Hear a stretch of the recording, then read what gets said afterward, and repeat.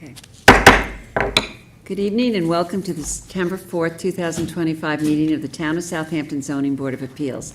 This meeting is being held live and also via video conferencing in accordance with the Town Board's enactment of Local Law 14 of 2022.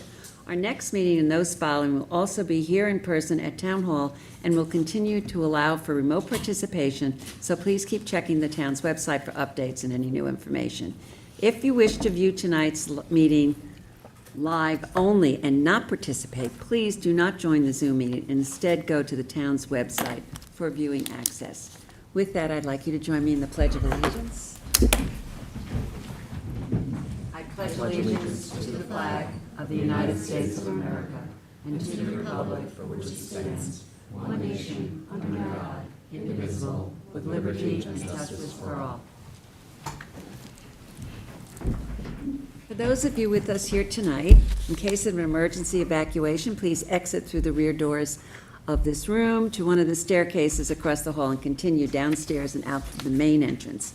Do not attempt to use the elevators during an emergency evacuation. In case of a medical emergency, the automated external defibrillator and first aid kit are both located in the hallway on this floor opposite the elevator. Restrooms are located across the hall from this room. We'll begin this meeting with public hearings. We have applicants and members of the public here with us live and also standing by via Zoom webinar, which is being moderated by CTV. CTV will mute the speakers on Zoom until it's their time to give testimony before the board. Please be patient. If you find you're having difficulties accessing the hearing, visit the town clerk's meeting portal and click on the instructions link. Also, for those of you in the boardroom, please silence your cell phones and refrain from speaking to one another as it interferes with the recording of our proceedings. Tonight, board member Helen Burgess is participating via Zoom, and board members Kevin McDonald and John Rebhen are absent. A reminder that applicants, agents, members of the public speaking other than attorneys will be sworn in, will state their address for the record, and will offer their testimony as it relates to the application before the board. In order to consider properly every application before us tonight, individuals commenting on a particular application have a time limit of 3 minutes. Also, before handing in any submissions to the board tonight, please make sure the documents identify the ZBA application name and tax map number. The application name should also be written on your certified receipts. Unless otherwise stated, at the end of an individual application hearing, all applications will remain open for written comments for all purposes until a set date. Those written comments can be addressed to members of the board and sent via email, mail, and/or dropped off at Town Hall to the board secretary, Candace Cowell, in the building department.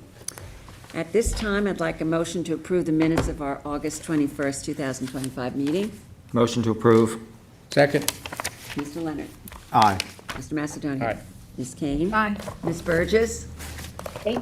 Chair votes aye. John, do you want to take us through the agenda, please? Okay, application number 2 on the agenda, application of LHBH Properties LLC, 97 School Street, Bridgehampton, Suffolk County Tax Map number 900-86-2-7.5 will be re-advertised for September 18th.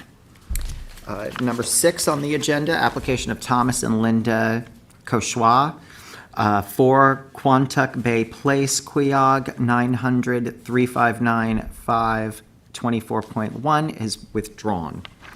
Application number 7 on the agenda, application of Joseph and Janine Federico, 11 Collingswood Drive, Sag Harbor, Suffolk County Tax Map number 900-26-4.2 will be re-advertised for October 2nd. Number 10 on the agenda, application of 94 Dune Road Holding Corporation, 94 Dune Road, East Quogue, Suffolk County Tax Map number 900-385-1-37.7. I move to adjourn this application to December 4th. Second. Mr. Leonard. Aye. Ms. Kane. Aye. Mr. Macedonia. Aye. Ms. Burgess. Aye. Chair votes aye. Number 11 on the agenda, application of Watermill Building Supply Realty LLC, 1110 Montauk Highway, Watermill, Suffolk County Tax Map number 900-102-1-17.1. I move to adjourn this application to October 16th. Second. Mr. Leonard. Aye. Ms. Kane. Aye. Ms. Macedonia. Aye. Ms. Burgess. Chair votes aye. On the decision calendar, the decision in the application of Lynn Leahy, 15 Tarpon Road, East Quogue, Suffolk County Tax Map Number 900-362-4-8. I move to adjourn the decision on this application to September 18th. Second. Mr. Leonard? Aye. Ms. Kane? Aye. Mr. Macedonia? Ms. Burgess? Aye. Chair votes aye. Application of, the decision in the application of Brandon Josephson and Sarah Church, 22 Bay Avenue, Noyak, Suffolk County Tax Map Number 900-5-3-39. I move to adjourn the decision of this application to September 18th. Second. Mr. Leonard? Aye. Ms. Kane? Aye. Mr. Macedonia? Ms. Burgess? Aye. Chair votes aye. The decision in the application of Matthew Walsh, 126 Noyak Path, Watermill, Suffolk County Tax Map Number 900-81-1-4.3. I move to reopen this application for written submissions. Second. Mr. Leonard? Aye. Ms. Kane? Aye. Mr. Macedonia? Aye. Ms. Burgess? Chair votes aye. I move to close the application of Matthew Walsh for a decision later tonight. Second. All in favor? Aye. Opposed? Motion carries.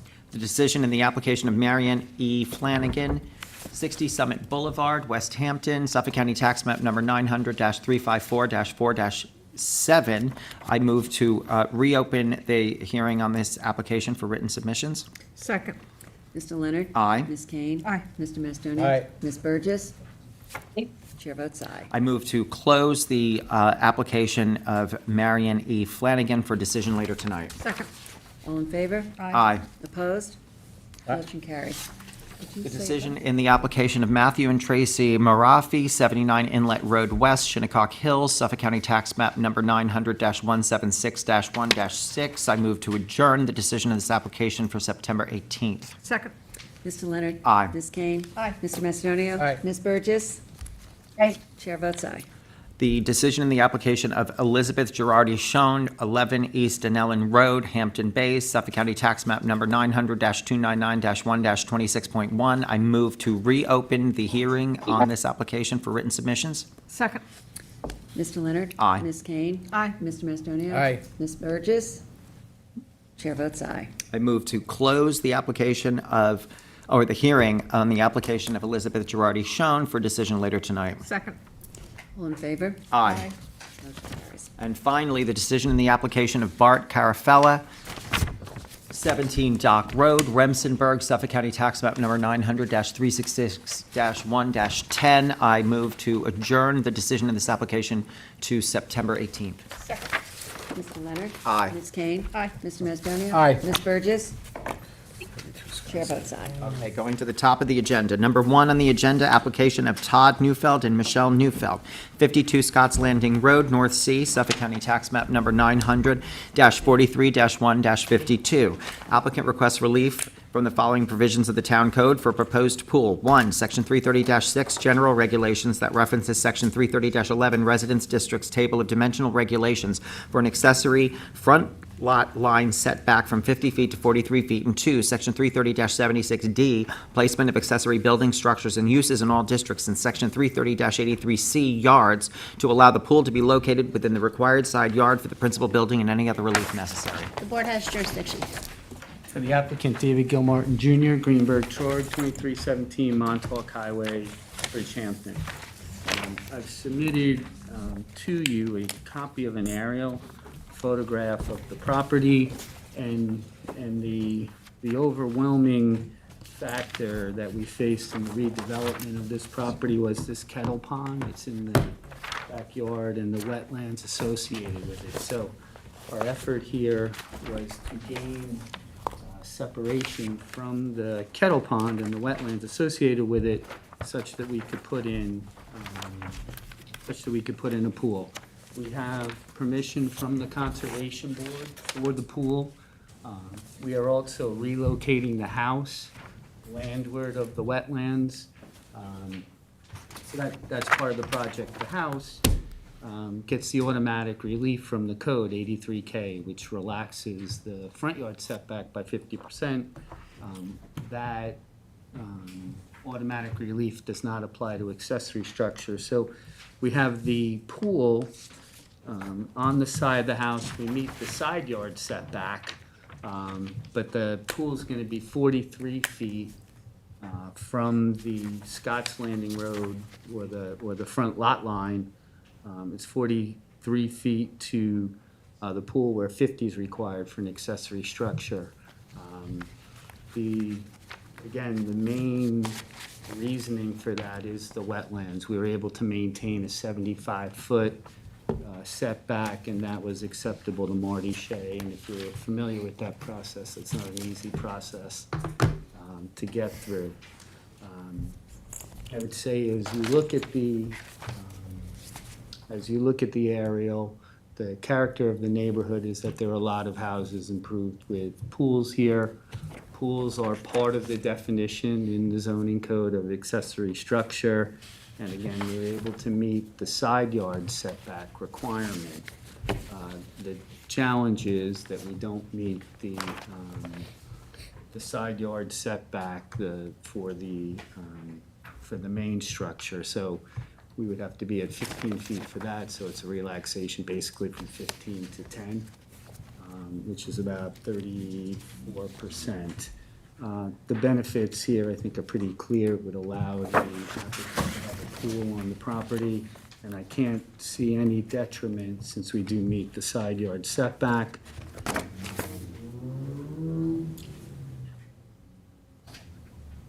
And there's no environmental, I think, actually, this is a better environmental setup today than what exists. This is a pre-existing house that did not have a CO, built before 57, and was serviced by a cesspool. With this project, there's going to be a new IA system. If you have the survey in front of you, you'll see that in the front of the house with the leaching pools, and it's a significant system. You also look down towards the wetlands. You can see where I believe the old concrete cesspool was, which are in the middle of the wetlands. So there's a huge environmental benefit there, and It's all also of, going to be removed, right? that's gonna be removed, yeah.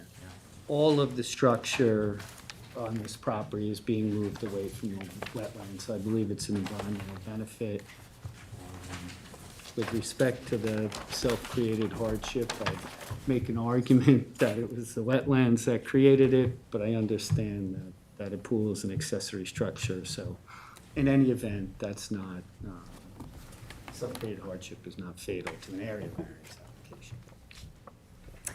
Well, this is mine. So I went to look at the property. I have a real problem with the pool being in the side yard. If you look at the aerial, there are no pools in the side yards, in this whole area.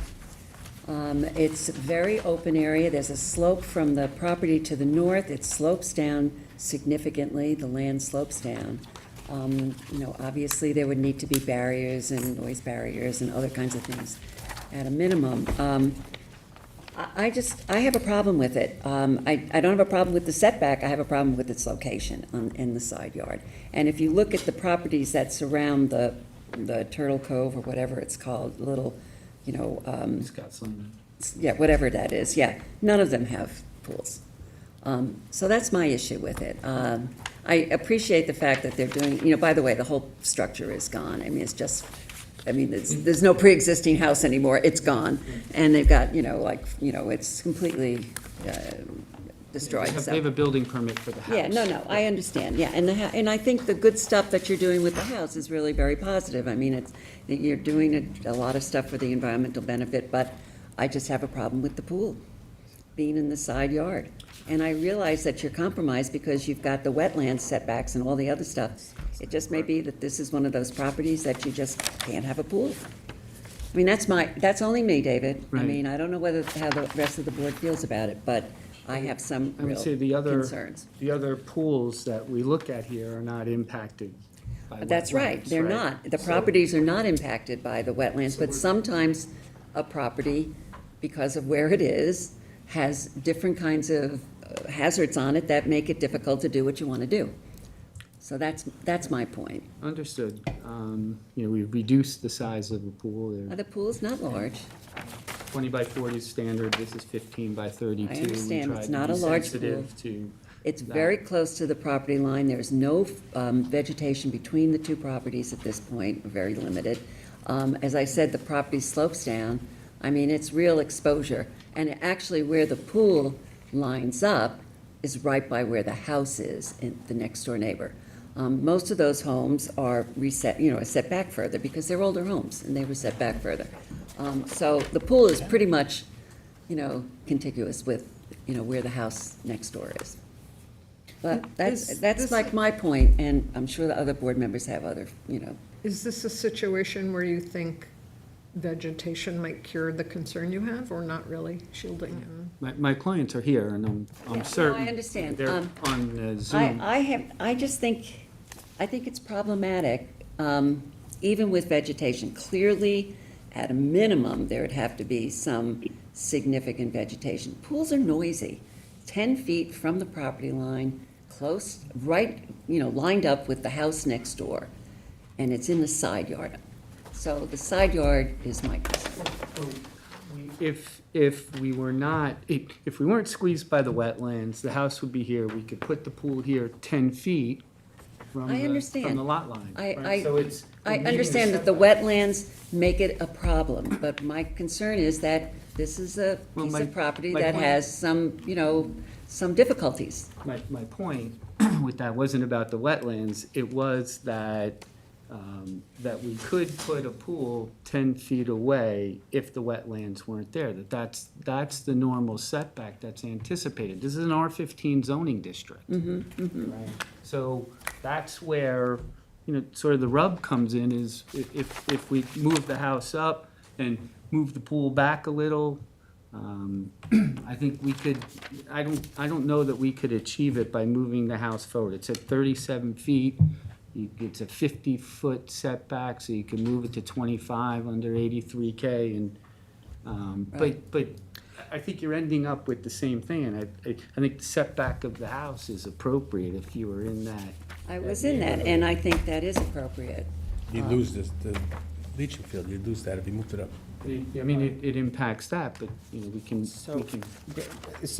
Well, I understand what the chairman is saying. However, we did just a couple of weeks ago have somebody here, and we were concerned that while the pool was in the side yard, it was in the front yard, and we asked to move it back. So on the basis of that, I personally am not opposed to the pool being in the side yard.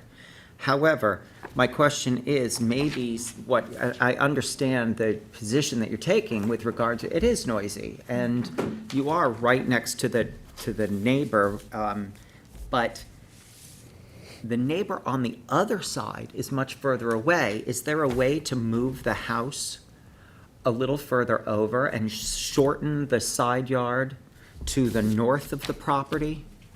And lose maybe a little of that proposed gravel driveway? Well, definitely the neighbor on the other side is much further away. Much further away, so you And could it put the doesn't have the house. sloping effect. Right, and so maybe you could put the house a little further north, lose a little bit of that proposed gravel driveway, and then increase the side yard setback on the pool side, which would allow more vegetation and probably assuage some of the issues that the chairman has raised. We'll have to talk to my client. I don't know Of course. if the foundation was put in. No, nothing's, as far as I can tell, I don't think anything's put in, it just looks like dirt. Okay. I believe they're on Zoom, and, Is it Neufeld? yes. It's an interesting proposition, because the other property is, I think it fronts on Turtle Cove Drive. It's a corner lot. Yeah, it's a corner Yeah. lot. It seems to have a lot more space on that side. Yeah. Yeah. So, Todd and Michelle, I think they're coming on. you're muted. They're not even on yet, I don't think.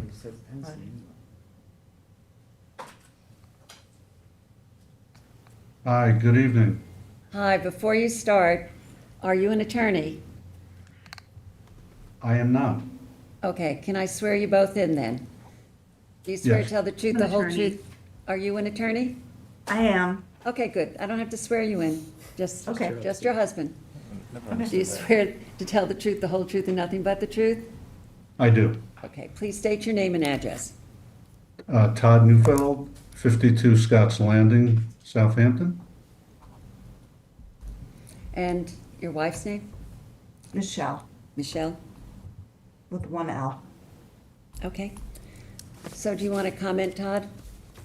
Well, first, thank you for considering the variance. I've been listening, we've been listening to the conversation. We have been through a very lengthy, costly process with the town for the last year. We went through an environmental review with Marty Shea, back and forth for months. We finally agreed, after all that time, on a proposal that he proposed in moving the house landward from the wetlands. That winds up being that 37-foot setback. The only place, according to Marty, for the pool was in the side yard where it is today. And within the confines of the setbacks. However, we are graciously asking just for that 7 additional feet. We realize that it is a side yard, that it is the only place we have and are facing a hardship being on the wetlands that we did not anticipate when we bought the house. So we have accommodated every which way with Marty and with the town building department to make this work so that we can have the enjoyment of the property that we had hoped for when we bought the house. We are already on the hook and have agreed to about $50,000 worth of revegetation in the back of the property. $50,000. On the side yard, we also plan, understanding that our neighbor there would also face a bit of a hardship with the pool being there. Even though it's within the setbacks and our right to do it, we plan to add significant vegetation, spruces, etc., to buffer the neighbor, as well as fencing, which is required. But we do plan to put in significant spruces, not only for our privacy, but for the privacy of our neighbor.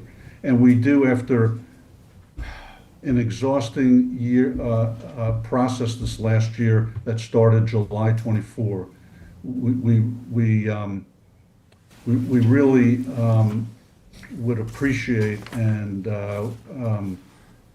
your understanding of what we've been through, and to have to go back to the drawing board to move the pool to the other side, to restart the process with Marty Shea and the building department would be an additional hardship on us after what we've gone through. And as well as the fact that our builder, the building department and Marty have approved everything already. We were starting construction on Monday. The house was raised on the 31st of July. We had another slight delay with the building department, but we were approved.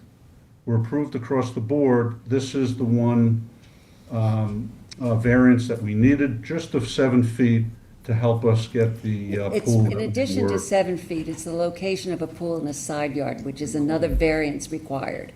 Right, and sir, if I want to clarify something for you. You said that to move the pool to the other side, that was not at all what was suggested. My suggestion was moving the entire thing, with the pool being where it is, 5 feet, so that you don't need the setback relief on the southern side of the property. Just move the entire house and pool as configured 5 feet 5 That's it. feet to the west. towards the north. What are you saying is the north? Well, By when you're looking at Turtle the Cove. survey, towards the northeast, This isn't the north arrow. northwest, whatever, Toward the proposed gravel driveway. towards the proposed north lot line. So all that does is increase the side yard Increase the setback, side yard, it gives you another 5 feet but it on the still side with the doesn't pool. solve the problem that It- I have, which but it- is, you know. But that was what I location. just proposed. Right, If right. you move the entire thing, you don't require the side yard setback on that side. You have extra room for additional vegetation. And by shortening the side yard to the north, you're shortening it on a side where the other neighbor is very far away. That's just a Well- suggestion. It doesn't fix the side yard, you're right. if I It may- doesn't if fix I the may, side yard. It moves But it away. it does fix the side Well, it yard. does fix it You're because you don't need the entitled to have a relief. Pool in the side yard, this meets the side yard setback. And then you don't have What to the deal with it. objection is the required side yard, which frankly, I've never understood why there's a required side yard. Right. Or the required front yard. And that yard is measured by where you can put the principal structure. If we get that pool back to 15 feet You're from the fine. setback, Don't need it. we don't need that relief, we just need You the need the 50 to total 40. side yard. But I think that shows what, right, that it is a minimal variance, right? Is Right, but I 5 feet thi- gonna make a hill of beans a difference? I appreciate everything you did with Marty and the extensive work you put into this. I honestly have no problem with the way it is. I don't think the 5 feet's gonna make 1 ounce of difference in the noise that the neighbor's gonna hear. What's the 5-foot setback you're talking about? Yeah, I don't know what you're talking So about. the So on the side south yard s- setback in the R15 zoning district is 10 feet. Correct, and that's what you have on this. So we meet the side yard Yes. setback. But what you're asking for is front yard setback of total side 43. yard. 50 to 43. Right. What the building inspector raised, which I don't agree with, but who am I, that this structure is in the required side yard. The required side yard is measured by the setback for a principal structure, which is 15 feet. So the house could be 15 feet from the side lot line and not the But accessory is 10.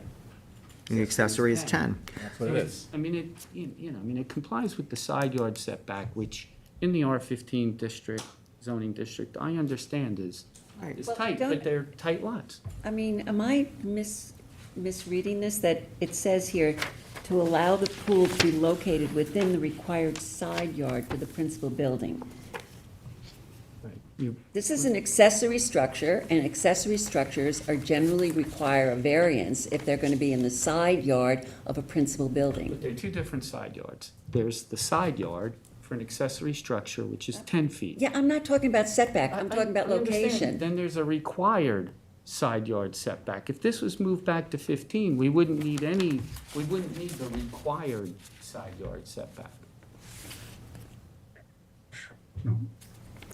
I'm confused because this is an R15, and I get for accessory structures, an R15 is a 10-foot side yard setback. Correct. That's So what we have. that, you're not asking for relief not on asking that. for relief on the You're side asking yard, for no. relief from the street, which is 50 feet, and you're asking for 43. 43. Correct. But that doesn't address what I consider to be, and Katie, tell me if I'm wrong, I mean, don't they require a variance for an accessory structure in the side yard of a principal building? Yes, that's what it's written up for. Yes, that's what it's written up If for. this, Right, but understand the difference, right? There's a required side yard for a principal structure, in this case, a 2-story house. That house could be 15 feet From the line. from the lot line. Yeah, It's okay. not, right? But that has nothing to do with No, the accessory. what she's talking about is the second part of the relief Of the that's being relief that's requested. requested. That under 83C yards, to allow the pool to be located within the required side yard for the principal building and any other relief necessary. So here's the thing, what the chairman is saying is that she's opposed to placing this structure in the side yard at all. And I'm saying, possibly by moving it or shifting it, you might curry favor on the panel to allow that structure to be located in the side yard regardless of the setbacks. That's all I'm saying. or less of a percentage of the pool within the required side. If you can Exactly. increase the And setback. to increase the setback, to address the noise there's issues, nothing that- put There's in more nothing that veg- will get it out of the required side yard. There's Right. nothing. Right. Nothing. I'm just Unless saying, it's super skinny, so you're suggesting exactly. maybe So this is a just, smaller percentage. give us this so that we could be comfortable to give you the big ticket item that you need, which is to be allowed to put the pool in the side yard. Can I just ask, Mr. Neufeld, when Marty Shea said it was okay, the location of the pool, was it ever considered to be put on the other side of the house? No. Well, let me answer that, because Yeah, I'd be interested in what the answer is. if you look at the wetlands, right, Yeah, it gets they go closer. away from the house, right, and we were able to get that 75-foot separation. I which see, so if is you were on the basically other, the- it would not work, We, okay. we'd push it into the, into the front yard severely I into see, the front. okay, I just wanted to check that. And we have to And I remember that just Marty wanted Shea is to- concerned with the placement of the pool, not for its placement in the side yard, but for the distance it is from the wetlands. So Marty Shea saying it's okay to put it there, really, for this purpose, it seems to me a little irrelevant. Yeah, I think the overall improvements to the property, the IA system, removing the old concrete cesspool out of the wetlands, it's an overall improvement to the whole property, and I have no problem with it. Well, so I want to say, based on the concerns the chairwoman has raised, I think John is presenting an elegant solution. I don't think we've heard from the applicant how they feel about that. I recognize it's annoying to go back to the drawing board literally, but that may be what's required to get this over the line. Can I speak? yes, go ahead, Helen. No, Oh, no, Michelle. that's Michelle. Michelle. Oh, I'm sorry, Yeah. Michelle, I was looking up at Helen, sorry. That's okay. Hello, everybody. So I hear what your concerns are. Mainly, your concerns are the noise and the spectacle of having a pool on the side. And I do understand, and we are going to do everything that we can to make it as private as we can. I also think, like, you need to know a little bit about us to know the kind of people that we are. We're very respectful people. We are both, we've already met a lot of our neighbors. We would never, ever want to do anything that would make our neighbors uncomfortable or be a problem for them. Like I said, I'm an attorney. I was a prosecutor in New York City. My husband is a CFO, CPA. We have 3 grown children. We're not gonna have wild parties this is our dream house to, have for our family. Our oldest son just got engaged. We're not a party, wild kind of And people. It's not who we are. And go ahead. also, Marty, to go back to the conversation before, Marty proposed 2 solutions to alleviate his concerns. And again, we went back and forth to do the 75-foot setback from the wetlands, the furthest point. The pool on the other side by the driveway was never an option for him.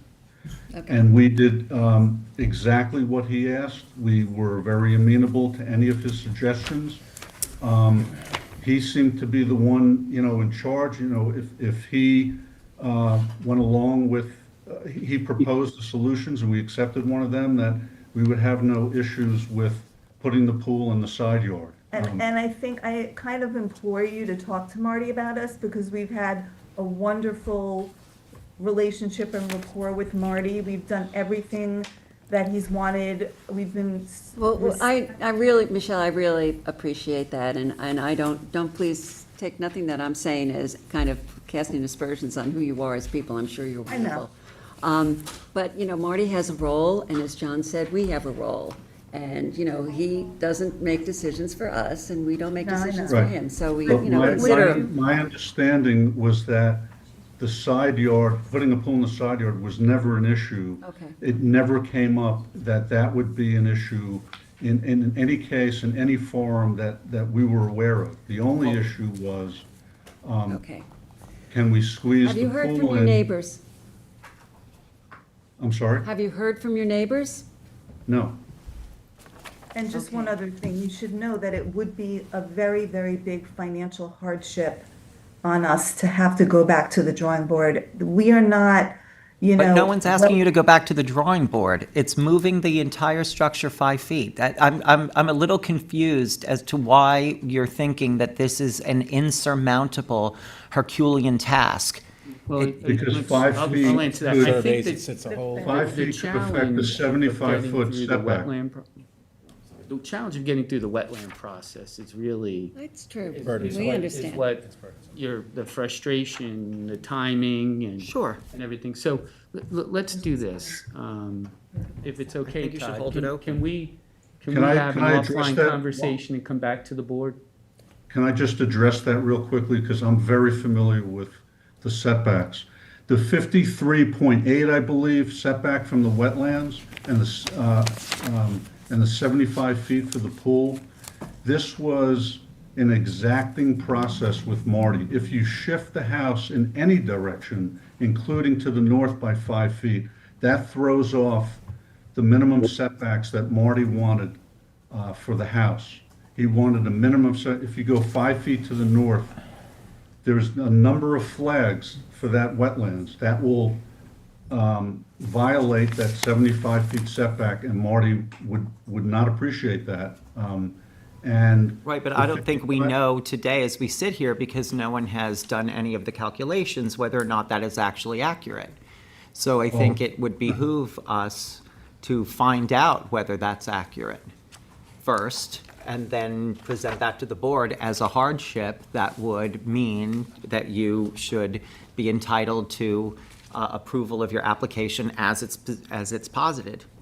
The other thing is that, you know, to enhance your application, it would be helpful to have a landscape plan presented and some kind of a, you know, how you're going to address the closeness to the side yard with it being in the side yard.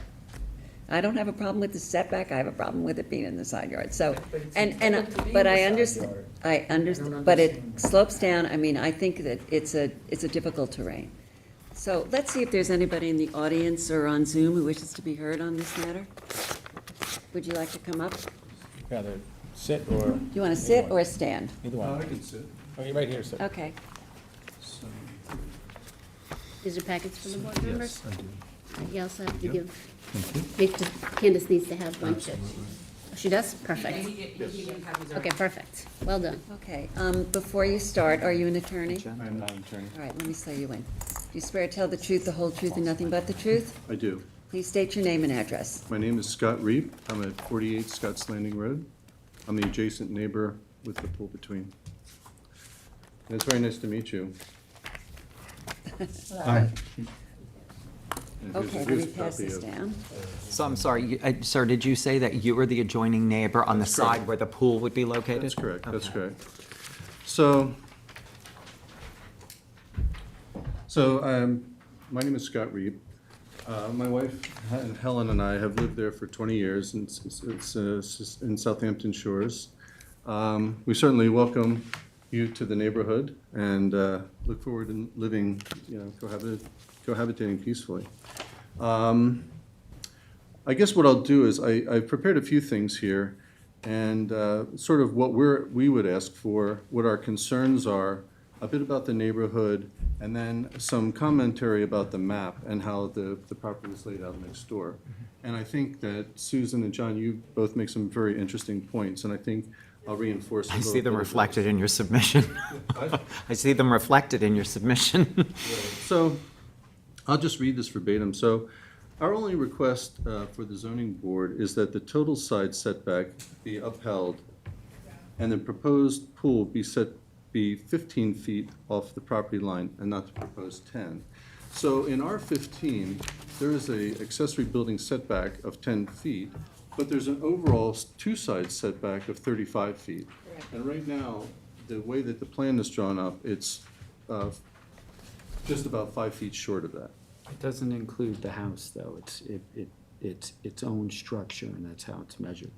So, we're actually okay with the variance from 50 to 43 feet on the front of the property, even though that entire pool is along the side of our property. The original pool that Marty Shea had approved was a bit smaller. It was 16 by 20, and now we're at 15 by 32. But that's not really of concern to us. And obviously, the concern that we have is noise, light, because we have, our house directly faces that pool, and our bedroom window directly faces that structure. So let me just read a little bit further.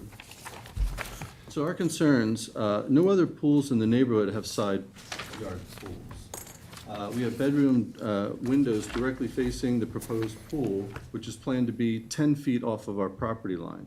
Clearly, we're concerned about pool lighting and noise issues, both from the pool equipment and swimmers. The Newfields state that the pool would be fully screened from the street and not negatively impacted by passersby. The proposed pool would be 43 feet from the street, but only 10 feet from our property line, and 32 feet along the property line, directly facing our bedroom window.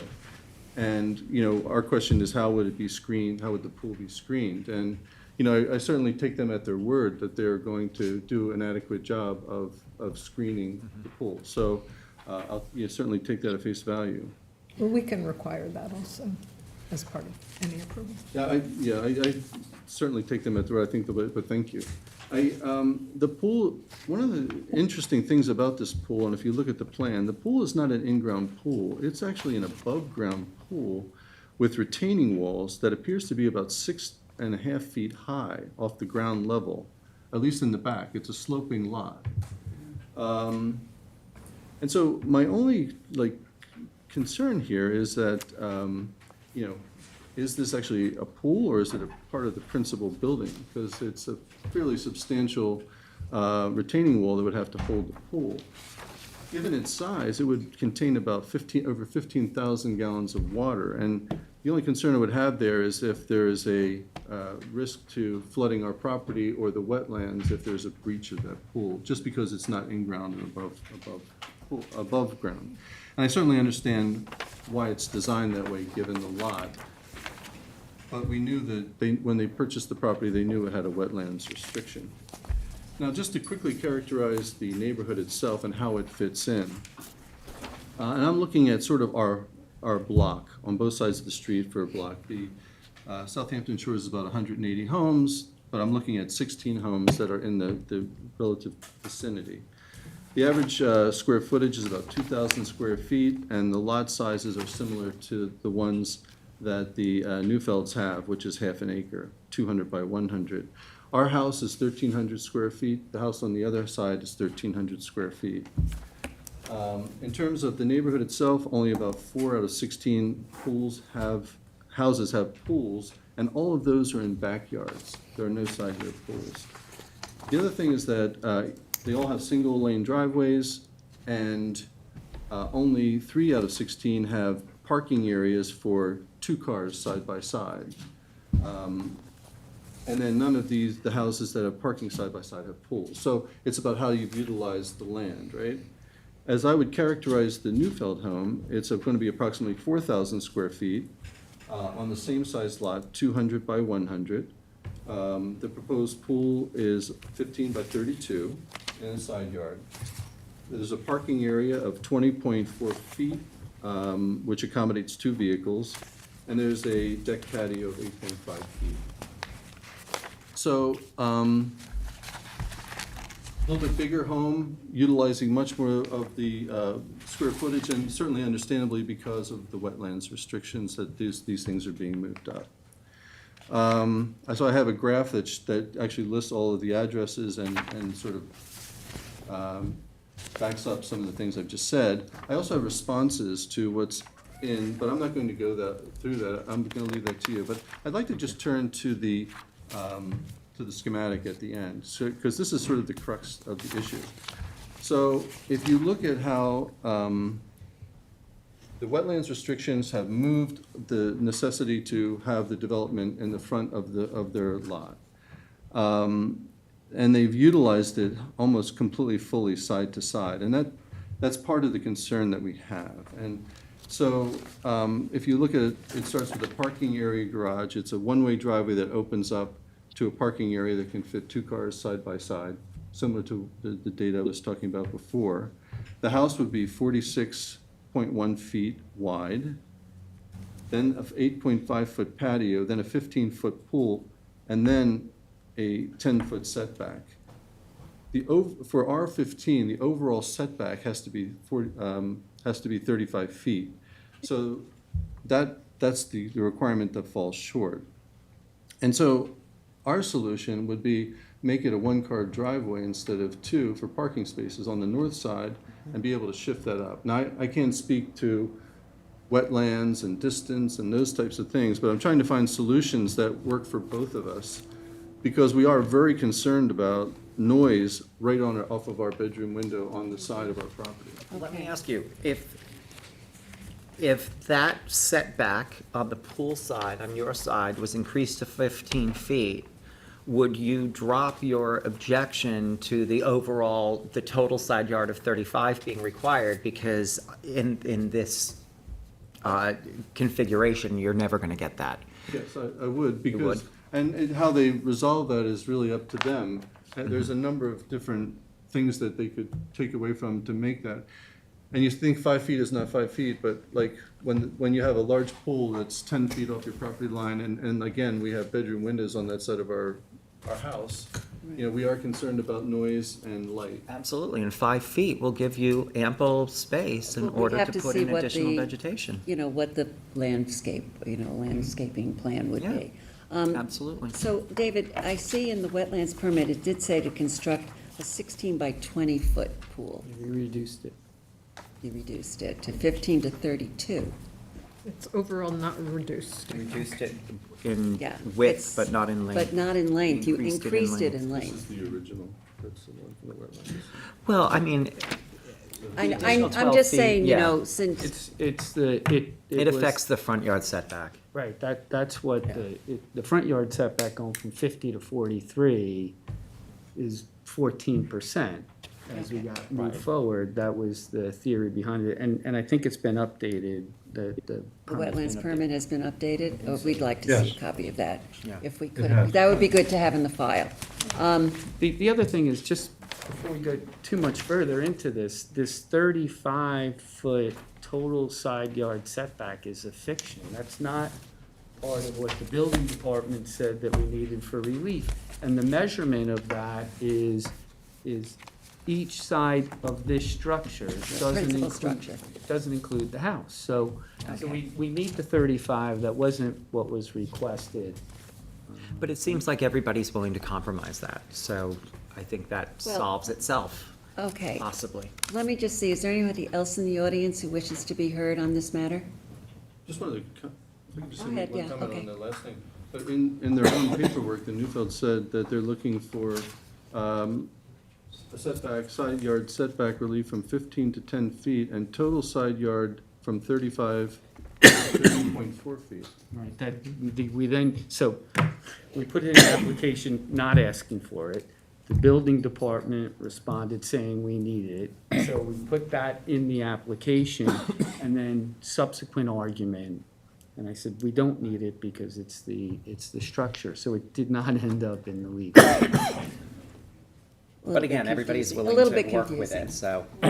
Is there any, okay, thank you very much, Mr. Reed. Thank you. Is there anybody on Zoom who wishes to be heard on this matter? No one has their hand up. Okay. So, David, you were going to make a suggestion about possibly getting together with your client. Todd, I think we need to talk about this and change the plan if that's acceptable. And perhaps you guys can talk about some kind of landscaping that, Well, Yeah, I take it can I for what raise it is. one You know, we question? want to, Yeah, I'd like to, if we didn't if we didn't come to the ZBA, would we have still required a variance to have the pool on the side yard? Yes. Okay, that was never I'm mentioned sorry, to us. but I can Yeah. understand that maybe it wasn't explained to you, but yes. So then, in that case, we are amenable to this alternative, to shift the house 5 feet, even though it's gonna be costly to us and it's gonna be time Well, consuming. we're not, And Todd, we're not talking about shifting the house, but we can get Oh. into the details of that. Okay. All right, so But you want to again, have an I'd like- opportunity to meet with your client, perhaps talk with your neighbor, come up with an acceptable plan of dealing with the, landscaping, the noise abatement, that kind of thing, and And the distance from and the the distance pool and to whether the that lot is, line. and whether that actually impacts your conservation board permit, so. And like I said, this is my opinion. I mean, you may have different opinions on this board, and we have a couple members who are not here, and they will obviously be listening to the presentation and coming back with some ideas on their own. So how do you want to handle this, David? Do you want to? Can we adjourn it till the next meeting? Okay, 9:18. Tough. all right, we okay on adjourning to next meeting? Okay. 18, yeah, okay. All right, so I'm going to move that we adjourn this application to 9:18. Second. Mr. Macedonia? Aye. Ms. Burgess? Aye. Mr. Leonard? Aye. Ms. Kane? Aye. Chair votes aye. And, you have some things to get to us. If you can, please meet the written submission deadlines for some of this stuff. What's that? Okay, it's going to be, We're not doing written submits. We're just adjourning it. we're adjourning, yeah, but I'm just saying, Oh. try to get stuff to us in advance if you can. What's the deadline? And if you can't, you can't, but, do your best, Okay. It's tomorrow, Dave. yeah. And can I Thank you, just Mr. Neufeld. message for? Thank you, everybody, thank you. You did a nice job Wait, Scott, presenting your Dave, position. your client has Thank one question. Oh, wait, one more Dave, question from he's Mr. got one Neufeld, question. hold on. Wait. Scott, if you don't mind giving me a call, because I'd like to address your concerns directly. Okay, Absolutely, we want to work with you. okay, so Yes, they're gonna, if you the can, let me attorney give is you- going to talk with him, Mr. Neufeld, and they'll Okay. make Okay. arrangements All right, for you great. guys to get together. We All right, we thank you. appreciate everyone's time. Thank you Thank very you. much. Okay. Number 3 on the agenda, the application of Aurelio Galvis and Yasmin Rojas, 161 Wakeman Road, Hampton Bays, Suffolk County Tax Map Number 900-266-1-14.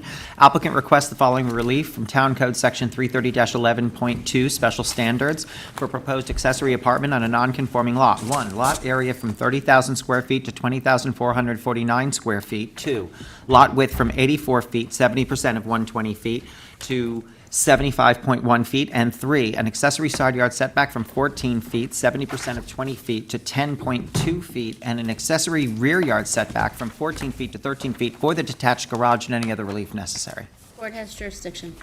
Okay, let me swear you in. Good to see you again. Do you swear to tell the truth, the whole truth, and nothing but the truth? Okay, please state your name and addresses. Road, Southampton. Shannon Bradley, 15 Cove Road, Southampton, New York. Okay, Shannon, are you taking the lead on this?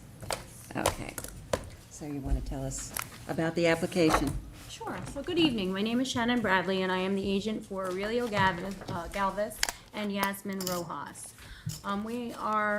We have a proposed project that consists of turning an existing garage into a proposed accessory apartment. The applicants request relief from Town Code Section 330-11.2F, Special Standards for a reduction in lot area from 30,000 square feet to 20,449.91 square feet. The total lot area relief amount would be 9,550.09 square feet, and a lot width reduction from 84 square feet to 75.1 square feet. The total amount of that lot width relief requested is 8.9 square feet.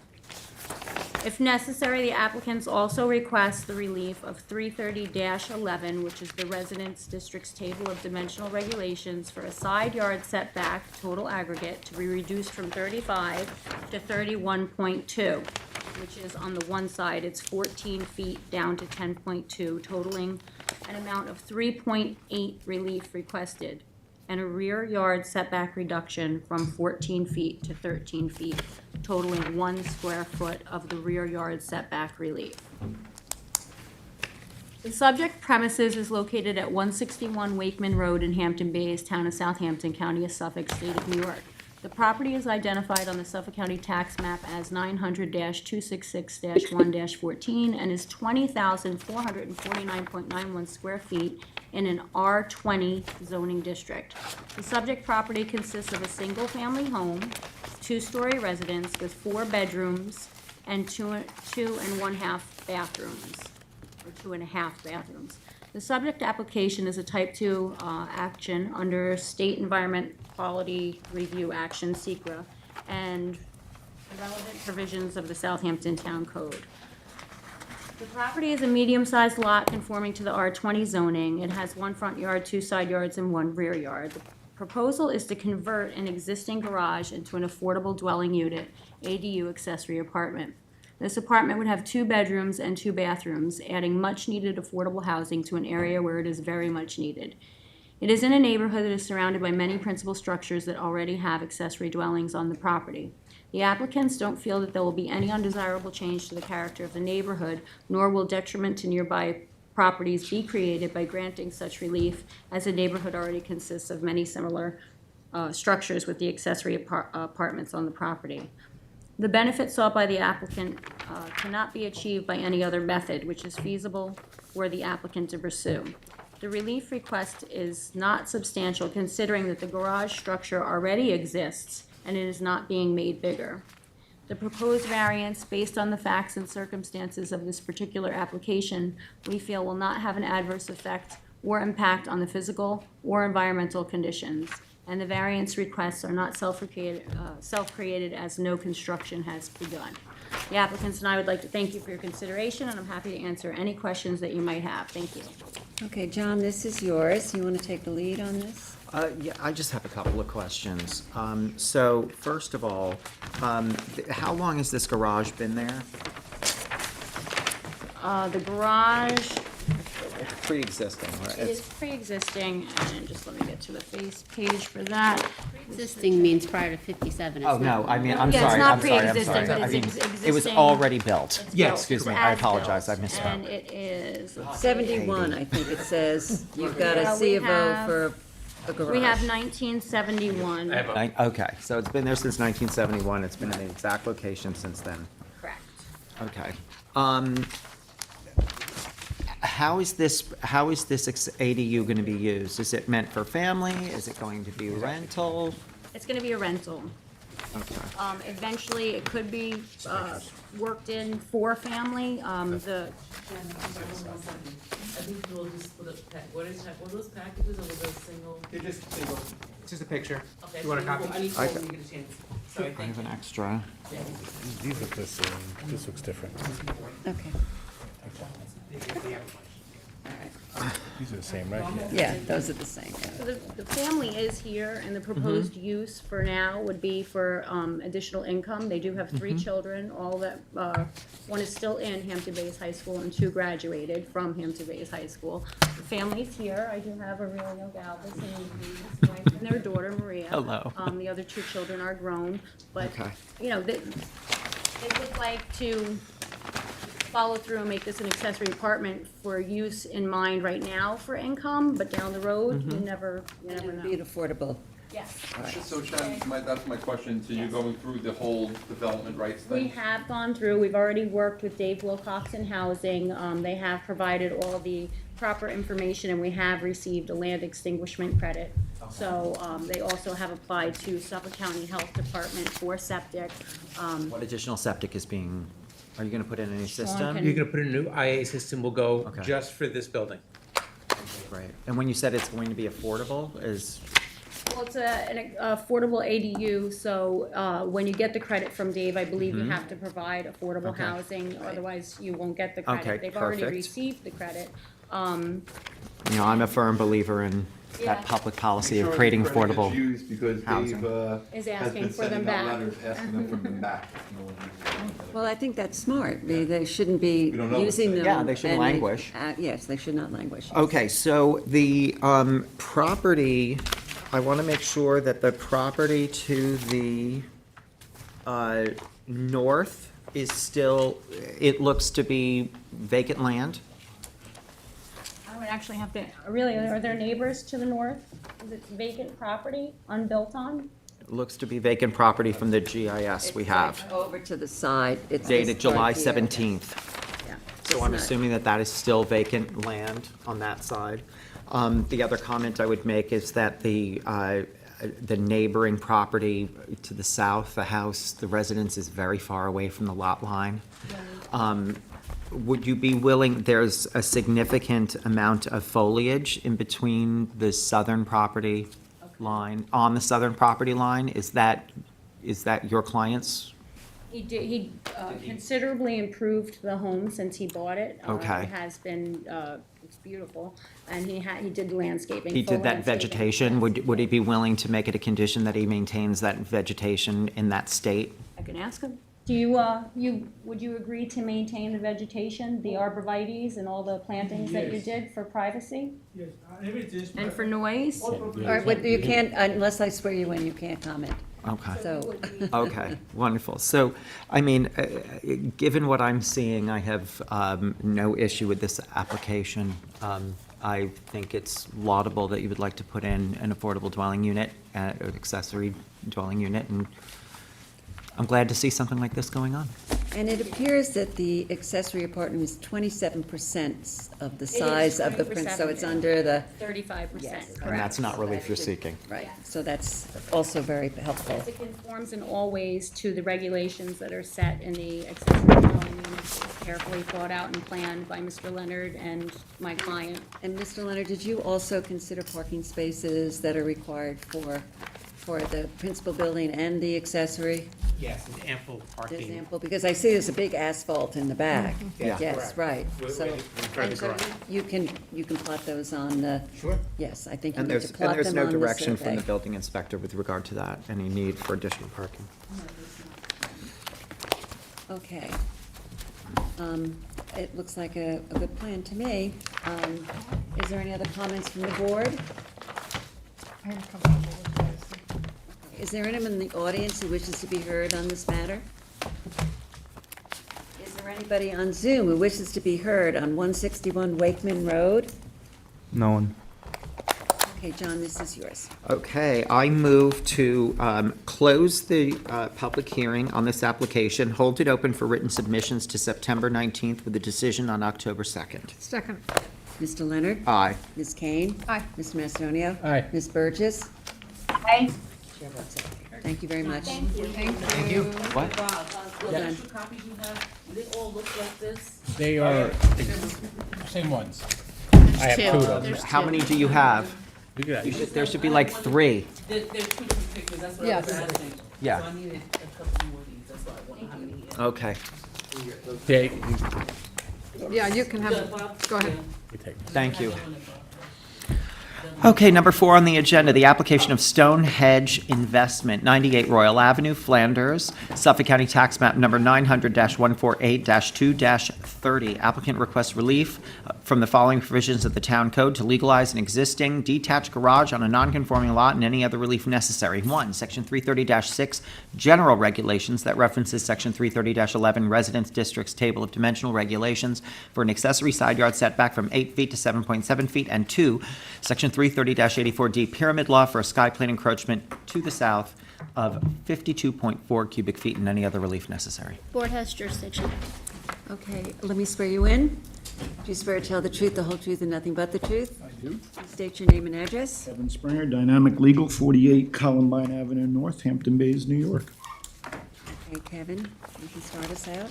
Okay, try and make it nice and quick for you, 'cause I don't think there's a whole lot going on here. But- So we have obviously we have a non-conforming lot here in an R15, I think we're R10 actually.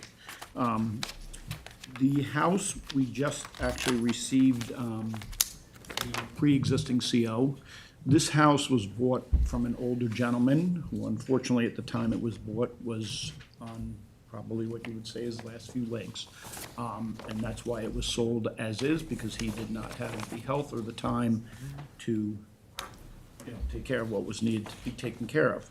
With that being said, when we did the pre-existing, it obviously came up that the garage did not have a building permit either. As far as the garage is, as you can see, it's in the front, it's 7.9, where it's only really supposed to be 8, and in the back, it's 7.7. So we're only off by approximately a half a foot. which,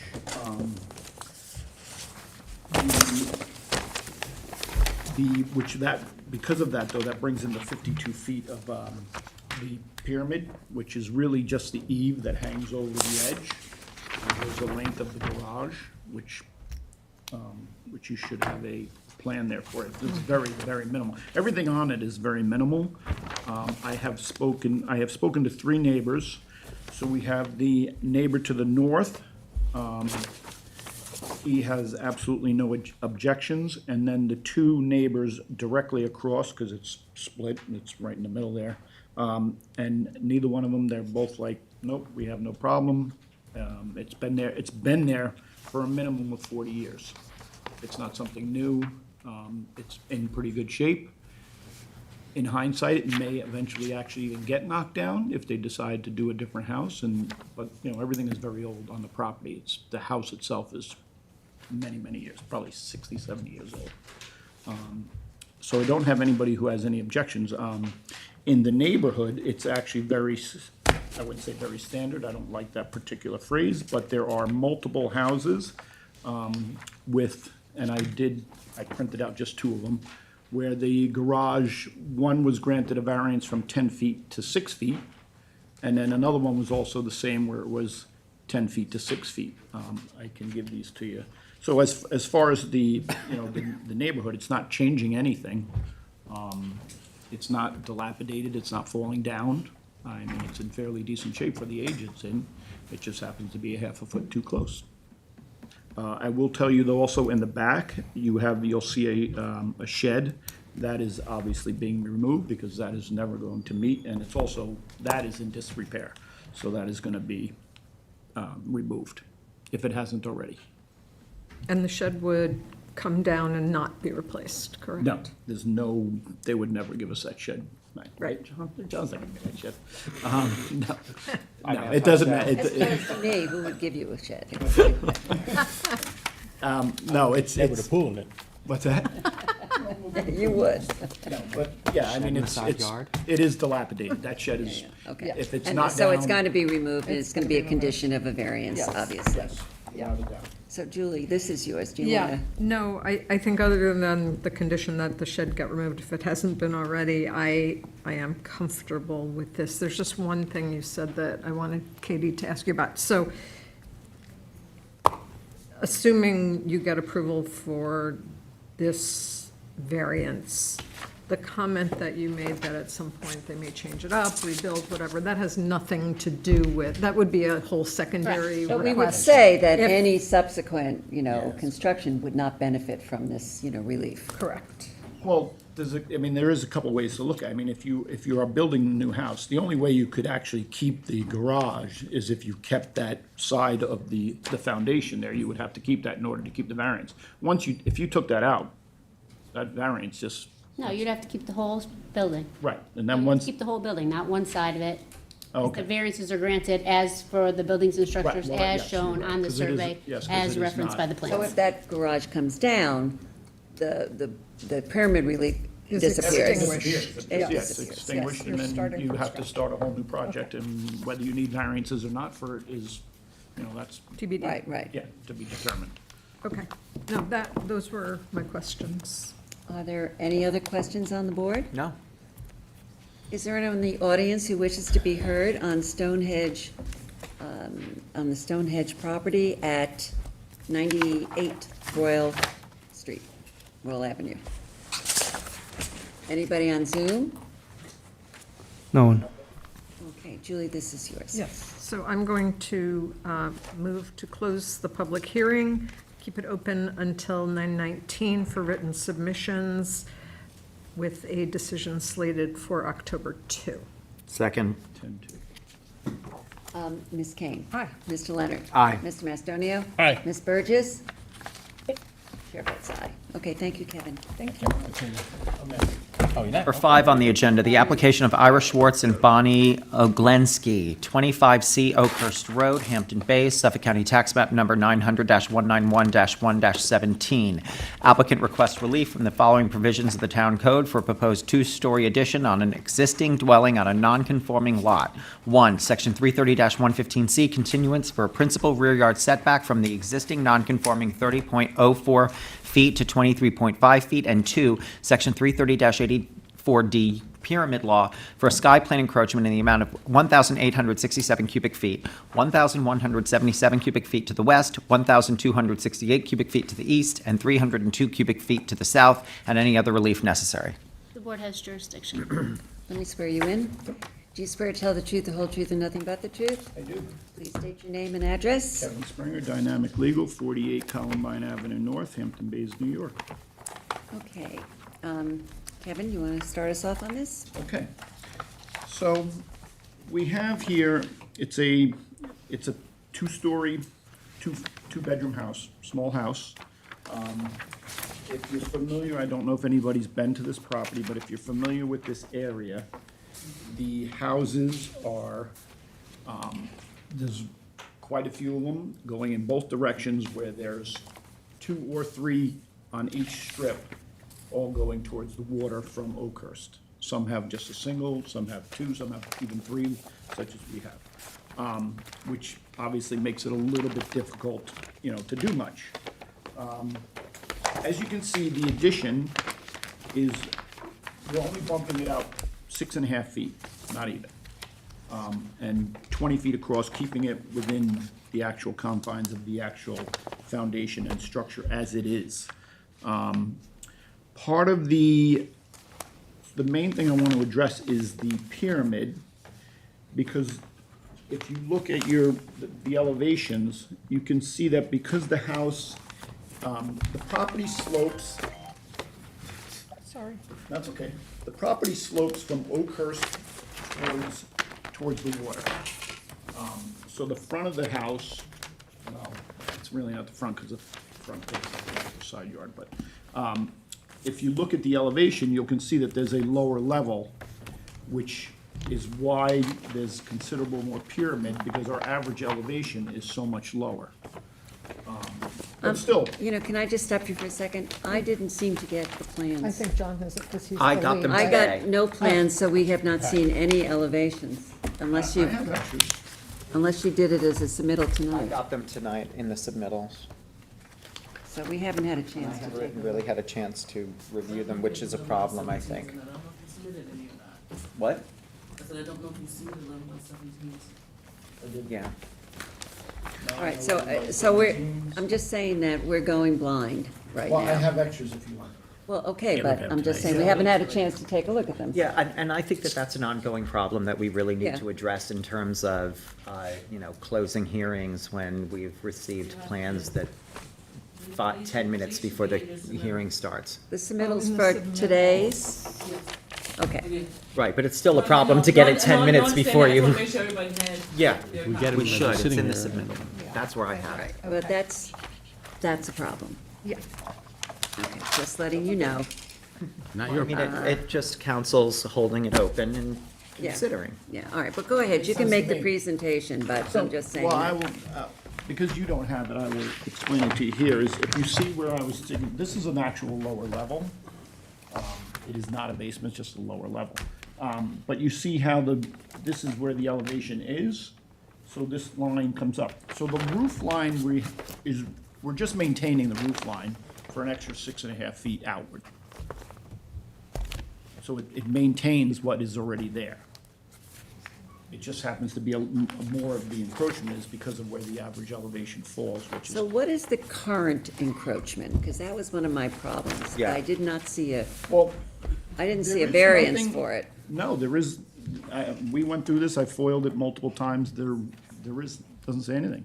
There's no variance for the current pyramid encroachment, It's been and built what like is that, that. and how long has it been built like that? Oh, it's been, I'll tell you right now, Oh, this one was, this has been a while. This is not a new house by any stretch of the imagination, let me just see something here. I just had it. Maybe two. Well, the pre-existing was done in 2008, but the house was built probably in what I think is, if I remember correctly, and I can, the owners are on Zoom, I believe, so we can ask them. They've owned it since '21, but there are, it's list variances, but couldn't find a lot on it. Now, is the existing structure still there? Has anything begun? No. No construction's begun? Nothing has been done. Okay, so when doing the pyramid calculations, is the current structure encroaching? Yes. It would have to be, we By- gotta see what by the how other much? variances Well, That's that's are. what we need to know. I'd like to know that. Well, and That's as one I of the first things recall, I was thinking some about. of the stuff before we, as I recall, Katie, in the past, when somebody comes in for a variance, we have to correct all the variances that weren't initially received as part of the entire application process. And so one of the problems is that there are minutes for variances, but therefore, a lot of the stuff is for 25D. Well, that's the, yeah, And this is 25C. well, those were offered, if Oh, Well, it's a I may, comparison. 25D was offered as other variances given in the Okay, neighborhood. but, so I just want to clarify that And there was that's another not one that related had to. nothing to do with pyramid. Yes. But I do want to tell you, there is a variance from 2008, just granted for the prior pyramid, for 6840. And that should be, That's That's for 25D. 25D, it's not for 25C. That's next It door. says 25D, but the tax map number. right, the on that tax map decision number, says- that's what I was just gonna tax map say. number. The tax I'm map just number reading it, trying to figure out the difference matches, myself. there is no, first of all, I don't believe there's a 25D, there's a 25A, B, and C. There is a There's a 25D. gentleman in the back who would like to come up. If you'd like to come up, I'll swear you in. No, don't say anything until I get you sworn in.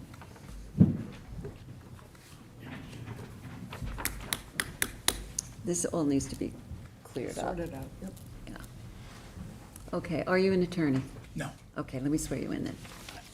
Do you swear to tell the truth, the whole truth, and nothing but the truth? Yes, I do. Please state your name and address. Sure, Joseph Giordano, 860 United Nations Plaza, New York, New York, 117. Did you get the spelling on that?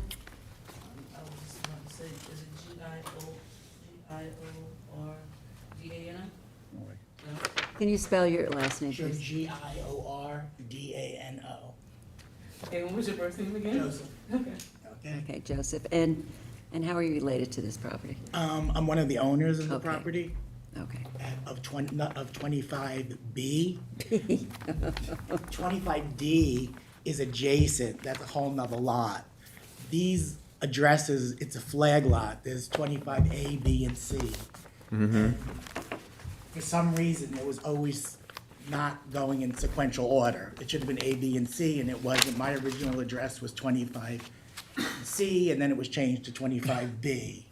So on that lot of 25, there's a house in the front, then there's my cottage in And the you're middle. B. I'm B, and then they're proposed, I guess, a C now? Yes. Well, where's D? D is next These door, are next door, they're totally different All right, lot. but, and it all is a right. significantly large house. Like Yes. enormous, it's And it big. did get a variance. And it got a variance of, So that's actually. 2008, but that sounds like that's the variance that goes, that's Yeah, at but 6,400, For some 6,800. reason, so this is a variance, the tax map number matches our tax map. Well, there has to be a correction, we have to like get this resolved, Kind of confusing. very. right, and I find it hard to believe that this house got 6,800 cubic feet of Yeah. relief back in 2008. that we're considering. The one that we're talking about Yes, right now, right. So 25C. I don't think that that I is think the anything- tax map number is likely incorrect on this variance. Now, Well, it may be the address, because that's the applicant listed on the application. Yeah, But you can keep conversating, let me see if I can. okay. all right, but we. Okay, and also, I would just like to nip this in the bud. This 6840, this was a different time.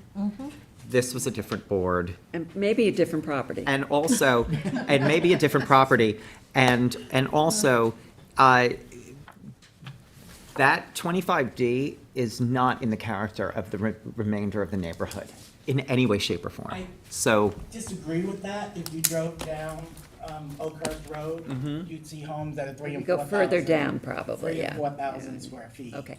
So what we don't know is what is the current pyramid encroachment of this house that we're considering this application? Right, Do we we don't have know that? if it's the 6840 from We're from this doubting that it variance. is, It's but a we lot. need to find out what the current encroachment is.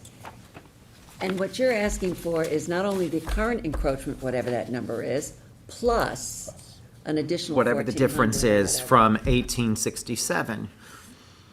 Now, questions that I have, this first floor, or this bottom floor, whatever you're gonna call it, what is going to be in there?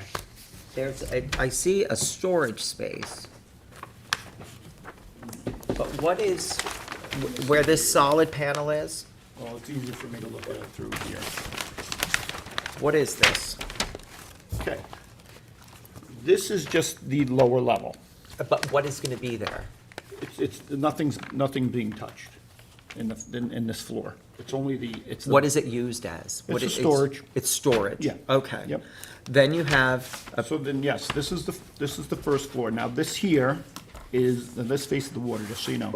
This is the living room with Living area. fireplace, kitchen, and, a sunroom, well, the proposed sunroom. and This then is I'm the assuming 6 foot. there's 2 bedrooms? This So- is going to be a primary? This is the primary bedroom. This was the second bedroom. We've pushed this back to make it an office to give us a little bit more, because this bedroom was tiny. Okay. So just to make this a little bit bigger. So we're going from 2 to 2. We're not And increasing what, any and, bedrooms. and this small window at the top, This is that an attic space? I don't think so, no, I think it's just I think it's an open ceiling where it has light. We can ask them on that. All right, so, Yeah. all right, What I'd so like to know is, is this an open like a cathedral rafter ceiling? Yeah. That's what I'm saying. I Oh, mean- they're gonna be, they should be on Zoom. Because as I'm looking at this, I think on this property, I think we're wedging a square peg into a round hole. I think the amount of relief that's being requested is too much. It needs to come down. And I think that we need to really know exactly what we're talking about in terms of how all of these different areas are being used, what are the ceiling heights? I mean, I really would like to do a deep dive Yeah. into what we're talking We about don't here. have ceiling heights either, do we? No, I see that, I just noticed that. So looking at this again, just eyeballing it because we just got it tonight, it looks like a tremendous amount of existing pyramid relief. And so we need a statement from an architect or somebody that says exactly what existing pyramid relief is. Right. What the ceiling heights are, and what's being proposed for an additional pyramid relief, before we can consider this application. I mean, Oh, it's- absolutely. I think Yeah, we I don't mean- have enough. Yeah, we need to I would just say just adjourn it then. Yeah. Absolutely. Not even, we need, we're gonna need a copy of plans as well. I mean, Not sure why you didn't get them, but. well, it came in the submissions. It's in tonight's so- submission. No, not the big one. Do you need a wetlands permit for this? No. No? Why is that? I don't know. Is it not changing the No, setbacks? but, yeah, well, we're too far forward from the line. The front, this part of where we're doing this is actually facing, it's towards the street side, not towards the water Right, side. I gathered that, but Yeah, you've got a is this deck flagged that for goes wetlands? pretty far down. I think it is flagged. Whether or not you need a permit, I think you need at least You a need to- letter. of We need to write Sure, off, it's- sign off on it, yeah. Could I express my concerns? Absolutely. I'm sorry, before you, Hold on. just want to answer Katie's question, yes, it is on wetlands. Yes. And Kevin, if you want to, you can, pull a 2008 file, but I'm looking at the survey that's associated with the decision, and it's the same boundaries of the survey that you currently have for this property. Huh. And the house was 1 story, and they proposed that, they did have proposed a 2-story at the time, so you might want to take a look at that. 'cause Did they that's build, 2000 May. did they build it? No. This shows No, the two. that would have been a previous owner, because they've only owned it Yeah, since this- 21. No, I'm not saying that they did it, Yeah, no, I'm I saying that. understand. He was the- asking. the meets and bounds meets the description Oh, of the survey. okay. From that 2008, you know, it says 25D. So it was These meets and bounds incorrect. are basically the same, and at that time, they were doing a Basically, in the two-story variance, addition. The The second story variance addition has on the wrong house. address. is basically what it Yeah. says. Unless, at that point, At that time, it might as have Joe been said, D, I'm just saying. right, at that point, it could have been, So Katie, what do we make of that? What do you mean? What do you mean? well, it has an existing. You talking to me? If this adds up, If that was built, then there's a 6,208 square foot pyramid encroachment on this property. Yeah. So you're pretty sure that that's the one that I'm- goes to this property? I am. We have to confirm that that's the one Let's say that it goes to wasn't this built. property. Let's say it wasn't built, Then they can build it. They have a variance already. well, then they'd have to build pursuant to the plan, you know, they'd have to, it's they already could take built, that. the house hasn't changed. It's built, it's a two-story house, Kevin? Yeah. Yes. So When there's it an came to existing ZBA 6,000 cubic 2008, it was a feet one-story, proposing encroachment a on it. second-story addition. And they were granted the 6,800. And just, I think that we need to verify that, in fact, it relates to this particular property, the variance. Yeah, I mean, maybe the proposed encroachments are already within that. I mean, there is a note from the building department. It says the total requested relief is less than the sum, I don't know what this means. No idea. Oh, I do. totally- So when you look at the plan, you will see that the encroachments overlap. So you can't add this and this up because it will be far too much. You have to add this and this and this. The sum of the parts are the total. Okay. You But don't so- want to you don't want to I double. get that, but that's what exists now. But that's what that note That's what's means. proposed. That's what's Oh, proposed. that's what's being proposed? That's the building department note for this. I Right. think what you said, Susan, is perfect. We need an architect letter to say, this is what's proposed in addition to the 6,208 that's already existing. Like, you know, is it redundant? Is it new? That's a lot of pyramid if there's already 6,000 cubic Yeah, foot right, variance granted. right, a lot. just for references, the gentleman at 25, not A, B, C, Right. D, or E, was just granted a variance for over 7,000 square feet last year. And that house is huge. Do you know when last year? That 25 doesn't. Oakhurst? That doesn't ring a bell at all. All right, okay. Okay, I'm sorry. That we gave 7,000, there would be these Yes. kicking and So screaming. to speak. Mr. Giordano, do you want to say The issue that I something? have is these are very, very small lots. And currently, there's 2 parking spots that goes to that property. And when you pull in, it's very tight. If they add back 6.5 feet, I don't even know if you're gonna be able to open up your car door. And then when they back out, they use the 10-foot right-of-way, which is an easement. And currently, they've been using the easement as a parking spot. And previously, with the previous owner, they would have guests and they would park their cars in the easement and you're not able to get out of your house. So I don't know by adding 6 feet if they're gonna be able to get 2 cars in there and or if they're gonna be continuing using the easement as a driveway. With the previous owner, there was an issue, and EMS came and they couldn't get down the steps to get to the beach because the previous owner had their cars there and they weren't there. So they were using the easement as a parking spot, and that's my concern. It's a concern, No, that's it's a a legitimate concern. Can I, so we're not, that's, the driveway is at the lower level. We're not touching that. It's first floor, so it's not gonna, this isn't gonna affect the. What's the 6 feet that he's talking about? You're I not just- pushing it out? I wasn't aware of this meeting until yesterday, because I never received any notification on it.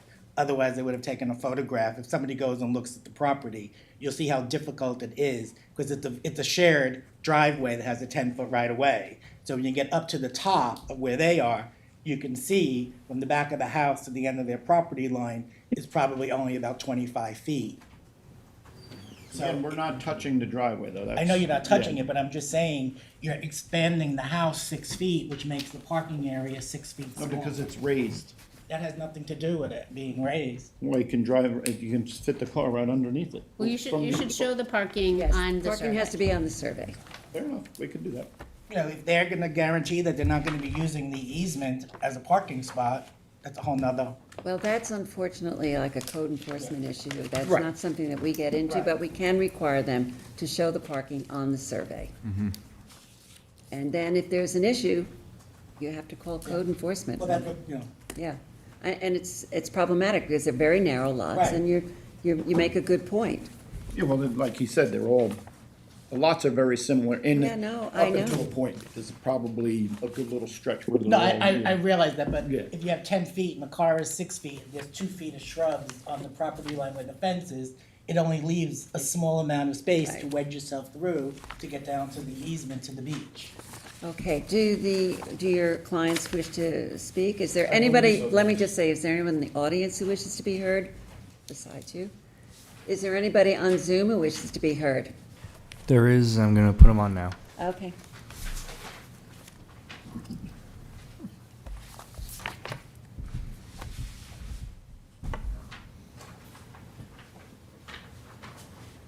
Looks like Helen.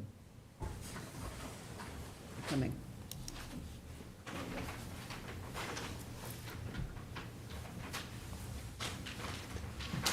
I'm trying to get myself on video. Here we go. Hi. Hi, are you an attorney? No, Let me swear you in. Do you swear to tell the truth, the whole truth, and nothing but the truth? I do. Okay, please state your name and address. Sure. Bonnie Oglensky, 25C Oakhurst Road, Hampton Bays, New York. Okay, Bonnie, do you want to make a comment about the application? Yeah, I'm the applicant. Me and my husband are the applicants. And I just wanted to be able to clarify some points that were made. We've been battling with the 25D, 25C issue for as long as we've owned the house. It's a mess. We believe that some of the material that you may be referencing about 25D is actually our property, 25C. Okay. There was a knockdown of a cottage that was done in 2008. So the 2008 date refers to the original cottage that was turned into a two-story house. The two-story house is 1,600 square feet. So I don't know how the 6,400 and change variance lines up with that size of a house. I have no idea about that, but the property was changed in 2008. And like I said, it's been a two-story house since then. We bought the house and moved in 2021. So that's just one point, I think, of clarification. The neighbors at 25 Oakhurst that are to the west have a substantial property. That's a property that has, that's owned by one family all the way up to the street, whereas our property at 25C Oakhurst has 3 lots and houses on the lane, okay? So the amount of relief that they got next door is relative probably to the fact that their property extends all the way to Oakhurst Road itself. It is a much larger structure, but it does not go back to 2008. They bought that property sometime in the teens, and they finished that property, finished that building, I'm estimating now, but something like 2019, a little before we moved in 2021. So I don't think that the reference to the 2008 is in reference to that property. Okay. And in terms of what we seek relief for, I think Mr. Giordano is right. It's a postal stamp of a driveway, and we're very adept at parking within the confines of to not be on the right of way, and we could easily make that agreement with the neighbors. I mean, we didn't have any idea about this being an issue, and if you have any other questions for me, I'm happy to answer. I apologize, you weren't. I had made the selling agent and the current owner, previous owner, aware of it. And I guess the broker never, advised that it's an easement and not a parking spot. Okay. Shocking. No, we Right, know well, I it's an think he's easement, heard but we now. didn't realize that there was, that we shouldn't park partly in that. I mean, there's enough room, obviously, to still get to the beach, that's why it's a right of way. Okay. And we've never heard anybody say anything to us, but we're happy to comply with whatever Okay. needs to Well, that's a happen. good neighborly thing to consider. Right, right. All right, is there anybody else who wishes to be heard? Thank you, Bonnie. Thank you Sure. for that. I think we need some clarifications. I think you have some homework to do. Yep. And we need to know how much time you need to do this homework.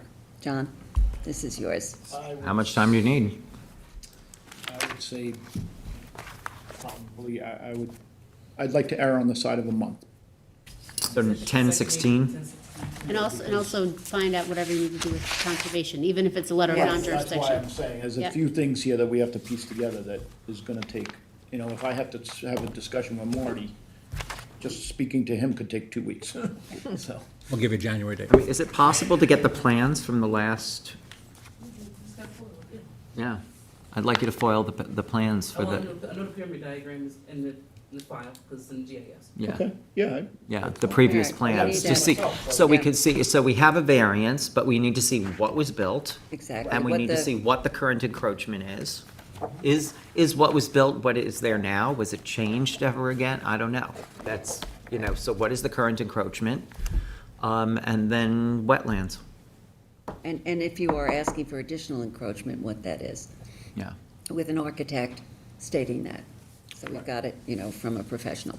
Okay. And we so- also need fuller plans that have ceiling heights and. Yeah, the ceiling height thing is really an issue, and like you said, if it's a cathedral ceiling If and it's some kind It's of, not. open Open to air. the rafter. Bonnie has something to it's say. not, No, not cathedral.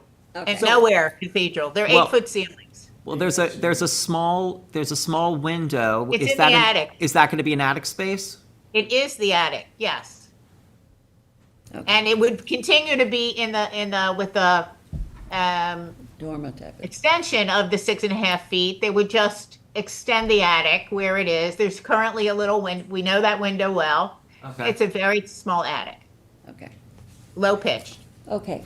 So we All need right. to know information about that as well. So what date are we adjourning? this to? 10/16, so I move to hold this application, the hearing on this application open to 10/16. Mr. Leonard? Aye. Mr. Macedonia? Aye. Ms. Burgess? Aye. Ms. Kane? Aye. Chair votes aye. It was I was. Bob. Okay, thank you very Thanks, much. sir. Have a good night. Thank you. Number 8 on the agenda, application of Kevin Martin and Laura Martin, 8 Summit Boulevard, West Hampton, Suffolk County Tax Map Number 900-354-4-41.1. Applicant requests relief from the following provisions of the Town Code for a proposed addition. 1, Section 330-6, General Regulations that references Section 330-11, Residence Districts Table of Dimensional Regulations for principal minimum side yard setback from 20 feet to 17 feet, 8 1/4 inch. And 2, Section 330-115C, continuance for principal front yard setback from the existing non-conforming 27 feet, 4.5 inches to 21 feet, 1/4 inch, and any other relief necessary. Board has jurisdiction. Good evening for the applicant, James and Hume, Kelly and Hume, 323 Mill Road, West Hampton Beach. How are you all? Good, thank you. So do you want to take us through this application? Sure, so my clients are the owners of 8 Summit Boulevard. They've owned it since 1993. The lot is located in the R20 zoning district. It has a lot area of 22,900 square feet. There is an existing 1.5-story residence with 3 bedrooms, 2 baths. The approximate area of the home is about 1,100 square feet. The house itself was built in 1957. In 1984, there was a garage in the original plan. In 1984, the then owners, who were my client's predecessors, captured the garage space as part of the house. The footprint of the house didn't change at all from the 1957 footprint, but there was no longer a garage. There was also a pool added in 1994. The proposal is to add a garage. Garages have become a lot more important now than they were in 1957 or 1984, I think. And they're looking for there's also a proposed sunroom, which doesn't actually require any relief, and a mudroom directly behind the garage. As indicated in the meeting notice. This requires two forms of relief. The front yard relief from the existing 27.3 feet to the 22.8 feet that's shown, and then a side yard relief of 17.68 feet versus the 20 feet that is required. I would note that the 17.68 dimension is in the rear of the addition, and then by the time you get to the front of the addition, the addition is actually, the garage is actually 20 feet off the property line, which is what's required in this zone. James, could I just stop you for a second? This is what I have. Is this what Correct. you're referring to? Because the survey doesn't, does the survey capture all of this? I think that's a, I don't have the big one, and to tell you the Because it was truth, mine, that's why. well, It's that's so okay. difficult to I read. could not read it. It's so faint. So- It's so faint. I couldn't, I literally, even with my, magnifying glass, I could not read it. The numbers actually came from Art Gerhauser and his analysis of the plans, and I included in my submission an email from him that identified the specific areas of relief. Okay, well, that I appreciate, but, when we look at the plans, we need to Yeah, we need a better one. see it. Yeah, I had the big one, so I No, I know, couldn't but- read, I know, but it was so you faint, I can't read couldn't any read of this, I it. see it. I know, it's like, Better, so. yeah. Anyhow, all right, so go through it again for me then. Okay, So so we're looking we're to, looking to add a garage, a sunroom, and a mudroom. that's this section here. That's that section. Okay, and the original Existing, garage existing. was here, which was made into living space. Correct. This is gonna be the garage, a sunroom, and whatever, all right, Here is, Susan, yeah, this was the garage at one point. yeah, yeah, no, I got the picture, it actually kind of showed up on the thing.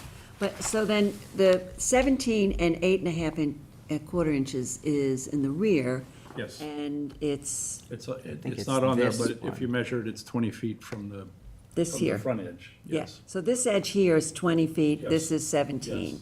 Yes. All right, and then there is a relief required for The front. the front, and there's just a little bump out. Yes. It's like a new little bump out. Yep. From the original, From the original Okay. setback of the okay. house. All right, now I get it, but very, I Yes, mean, I honestly. agree with but you. you I had need relief difficulty from the myself. front porch, right? Not from the bump out. Wait a Is second. the think that's just a 21 and a quarter, it's this right here, right? Yeah. Okay, yes. The 20. That's This is the just a 21 and a stoop. quarter, from the stoop, The stoop, yeah. 20 and a quarter. This is 21 and a 21 and quarter. a quarter. Oh, I'm sorry, 21 and a quarter from here. Yeah, that's the right, relief, right, correct. right. Okay, that's it, okay. That's Okay. I It's estimated. existing and I- 27 point. Right, it's very minimal in terms It's- of like a new. That's gonna be an open porch? Yes.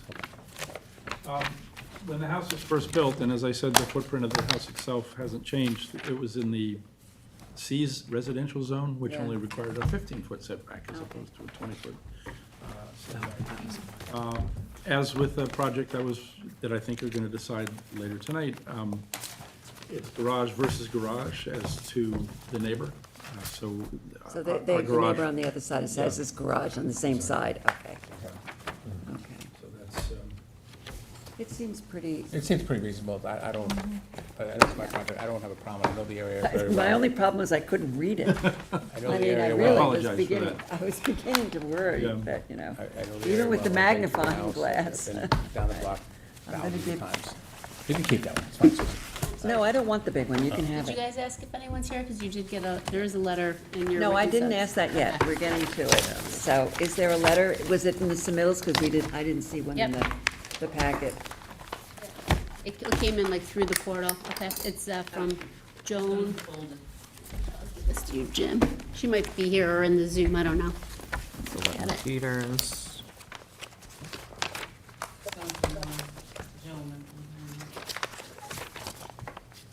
Here we are. See a copy. Oh, here. Is she on Zoom, maybe? She may be. Okay.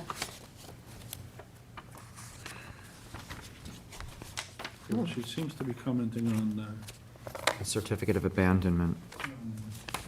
Okay.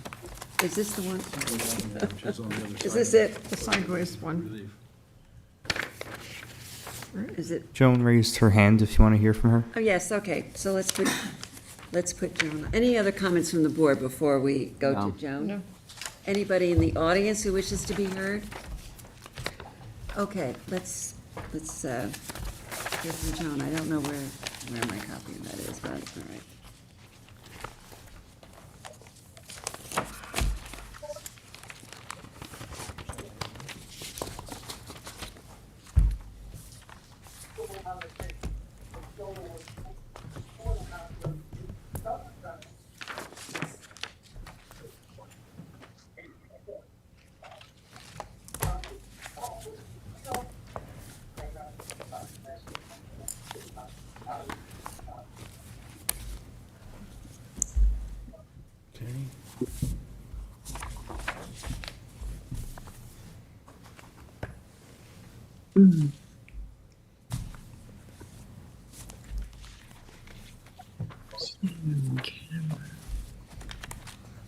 Joan, are you there?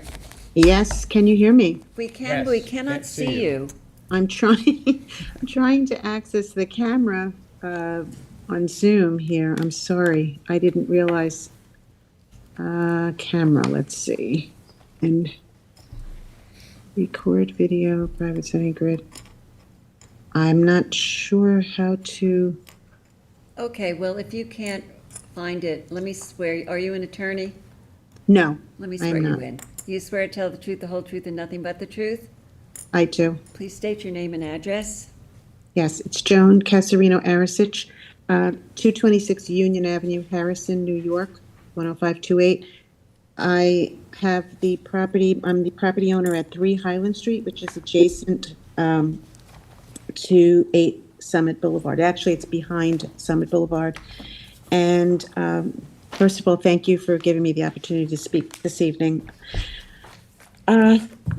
The survey that was included in the application by the Martins indicates that Seagate Avenue at the rear of the property is 40 feet wide, and that's incorrect on the survey, which was produced by Island White's land surveyors. I think it's in the packet. That's what we got in the packet by a certified mail. Dated November 18th, 2024. I did the road abandonments on either side of my property, Montauk Avenue, which doesn't apply to this particular map in question, but the Seagate Avenue is now 20 feet wide. So that's incorrect on the survey, and that shouldn't be because the survey was apparently drawn up much later than the road abandonments took place, and they have been already filed and recorded in the town of Southampton as well as in Suffolk County, as you can see by the documents that I supplied through the portal. And how does that affect this application, John? Well, I don't know that it does, except that is an error that I assume that a survey is considered a legal document, and it is incorrect, and it needs to be corrected. All right, is that your only comment about the application? No, I have another question. Okay, go ahead. Yes. On the application, on the drawing, on the second to last, actually on the last page of the drawing, it does indicate a new bathroom, a new sunroom, and a new mudroom, plus the new garage. The new bathroom, does that impact the septic tank capacity that they have now for their 1,100 square foot home? All right, our planner is answering the question. Go ahead. Yeah, just, I get this a lot. Bedroom count is what drives septic design, not bathroom count. Right. So if there's no Okay. increase in bedrooms, there's Okay, no that's need good. to get an additional septic. There's just a sunroom. Also, another question, because the property there is downslope, my property is downslope from the Martins' property, it doesn't seem that there's gonna be too much of an increase of impervious surface that would affect water, surface and subsurface water running towards down The Highland. requirement is that water on your property has to stay on your property, and, if they need to put in, some kind of modification for that, then they have to do that, but that's the building department takes care of. Okay. I'm new to this thing here. We're considering putting our home on our property at 3 Highland Street, which is why I am interested in what's Okay, well, those are happening. good questions. Yeah, all right, so that's pretty much it. Okay.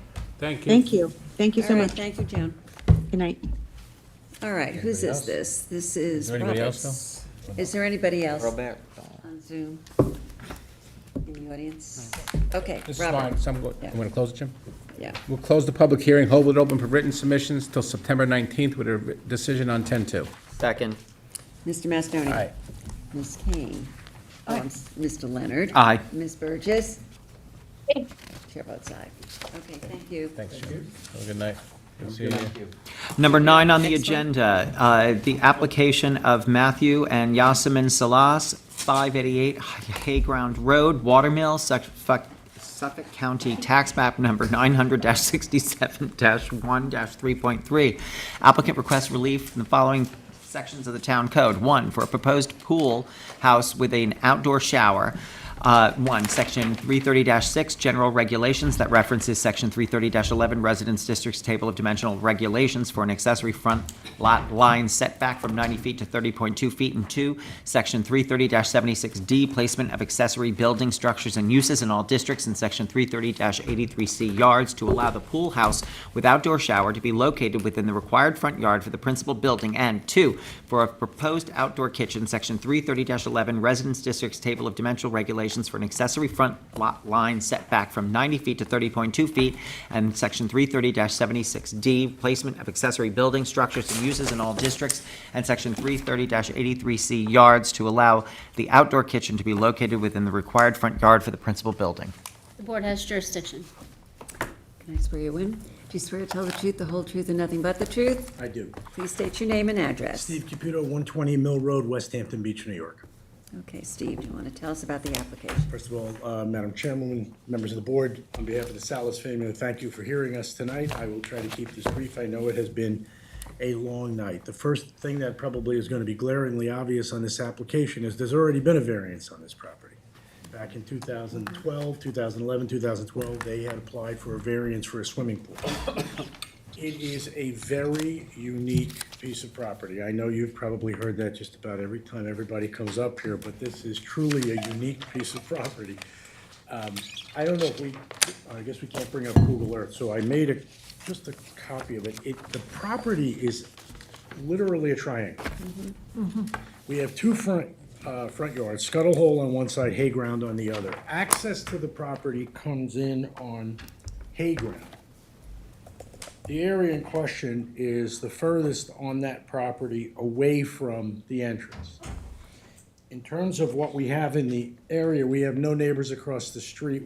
The only neighbor that we have is down on the pool side. Even some of the property over here is town property. That is just another little triangle, not buildable, not usable, but, it's a very unique piece of property and what they're trying to do. When they bought the house back in 2011, as I said, they applied for a variance to get a pool. It wasn't contemplated by the homeowners at that time that they might want a pool house. And back in 2011, 2012, they weren't as popular as they are now. They have decided they'd like to stay at this house, and it's not an overly big house. By putting in a small pool house, approximately 250 square feet, and adding the outdoor shower, it'll make the property more usable and the pool more usable, and also keep a lot of traffic out of the house. That's the reason they're putting there. But all things considered, it's still, we understand, we're asking for a tremendous amount of forgiveness. Since they have owned the property, the zoning on it has changed. It went from R60 to R90. Yeah, that's it. So when they originally asked for the forgiveness, it wasn't as much forgiveness. There's no R90.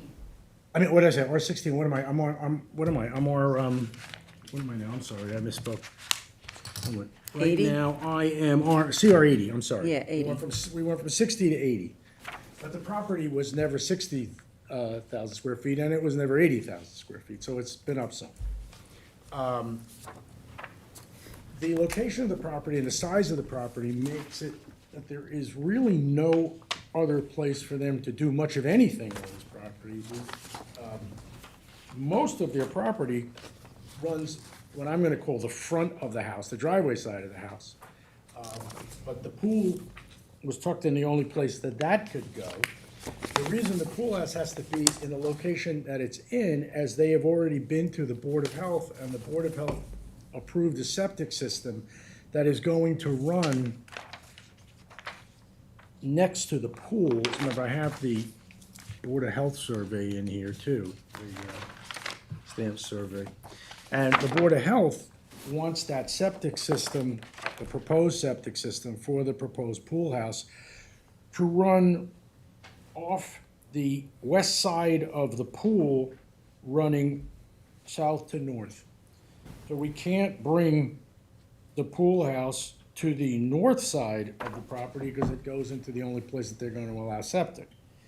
And if we were to move it to the north side of the house, we actually would be closer to the property line because of this very severe line that we have. So the furthest point to put the proposed pool house is in the location that we have it, and the one corner of the pool will be 30.2 feet off the property line. But as we go further south on the pool, we move further away from the property line. So obviously, we give you the measurement with the closest that we have. And there, again, if we go further south, we run into a problem on the south side. We don't have a tremendous amount of room there. So there really is no other place that we can put it, again, because this property, holding up the plans to, this is all lovely space up here and all well vegetated, but it doesn't get us, I mean, it's why the pool couldn't go there, why the pool house couldn't go there. The house is presently heavily vegetated all the way around. So privacy wouldn't be an issue, but we don't have a neighbor here. We don't have a neighbor except for the south. And there's a significant amount of room between the house to the south and our pool. It's not like we're going to be, as in one of the earlier applications tonight, there was concern about noise in a pool outside a bedroom. We don't have that issue here. We've got over 120 feet between the bedrooms of that house and where we're putting the pool house. The pool house would also then work as a buffer for the some of the noise from the pool and the vegetation behind it. Is that 120 feet from the neighbor's house to the pool house or to the lot line? That's to the pool house. So that was, I did a Which would quick include the calculation of 30-foot setback. roughly where the bedroom is in their house and where our pool, our southernmost part of our pool house is. So the pool's even a little further away. So their house is approximately 90 feet from the lot line. Well, yeah, but they're down here. John. Right. These are the different, it's not 30. 30 is up here. Well, how far is it, how far is the pool house from the lot line to the south? 47, south lot line, 42.7 or 42.7 or 37.8. So it's a little less, so it's 80-something feet. Yeah, yeah. To the neighbor's house from the lot line. Yeah, That's a 42 significant points. amount of space. Yeah. That's far. Yeah, The one measurement's 37.8, yeah, but. right, I because think of the angle of the property. It's 35 feet, give or take a foot, but So if I can just, I've been to the property. It's Nice place. very heavily vegetated. You cannot, and the pool house basically goes to Scuttle Hole Road, a lot of traffic. I mean, actually, the noise is gonna be the traffic, it's not gonna be from the pool. It's minimal. There's no setbacks issues here. I have no problem with that. What I would wanna do is to maintain the vegetation, because it's like significant. But if you go back there, it is so private. unquestionably, they would want to do that, but Yeah, purely but- selfish yeah. reasons. That's, well, I understand, but, Privacy works both ways. yeah, privacy works both ways.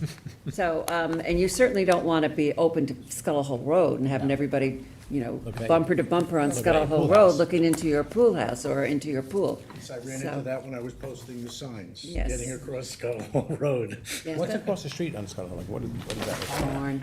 Well, over here is some commercial property. It's a cosmetic store and something else. So when you're going out, you're going commercial as you're heading east, and you're going west, you're going over to farmland. Yeah, farmland. The closest home is Yeah. down Yeah. here, and it's not close. I agree with Susan. I have no problem.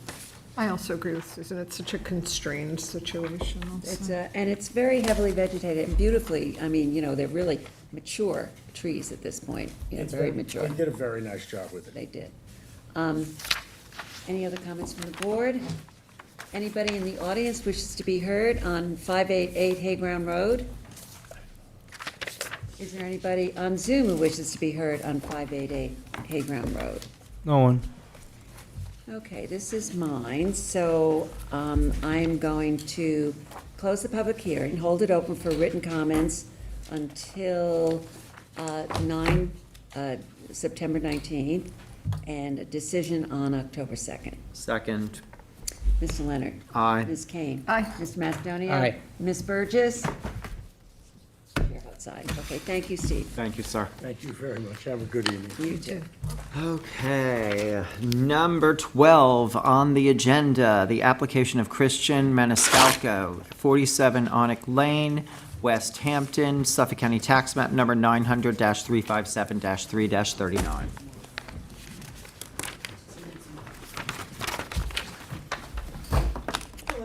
Hi, just give me a second. I have to find my application here. Oh, here we go, okay. Okay, so, any attorneys? No. Did I swear you in before? I think Yeah, you've all been sworn in before, but that's, for the record, just let's restate our names. Okay, Christian Maniscalco, 47 Onak Lane, West Hampton Beach. okay. John Van Belsoor, architect, 74 Josephine Drive, This is right Wading behind River, New York. the dentist, right? Daphne Vaughn, Surfside Environmental Planning, 4 Happy Acres Drive, Shirley.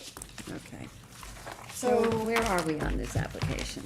so the last time we were here, we had proposed 1 and 2 story additions, mainly over the garage on the, let's call it the northern side of the property.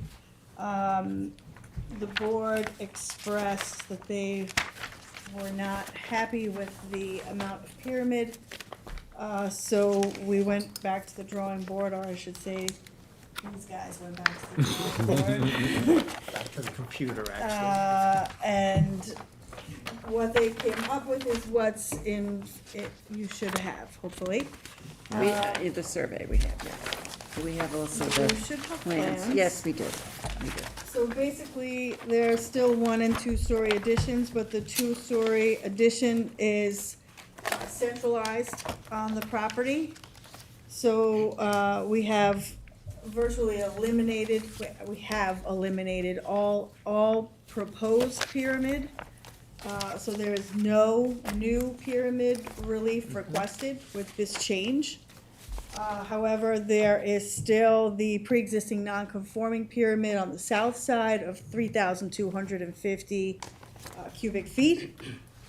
So, Which you're looking to legalize. yeah, well, it's been there, it's pre-57. It's pre-existing, it's so pre-57. It is what it You is. provided us with this certificates. Yes, Say that number again, Daphne, please. 3,250 cubic feet. So, so the addition is a den on the first floor and then a primary bedroom suite on the second floor. We are still showing the expansion to the garage on the first floor with this 1-story addition behind it that includes a porch, half bath, like a mudroom, laundry area, essentially, that connects the back to the garage and the main house. So the changes still require lot coverage variance. Let's go through what the variance requests are Sure. right now. Okay.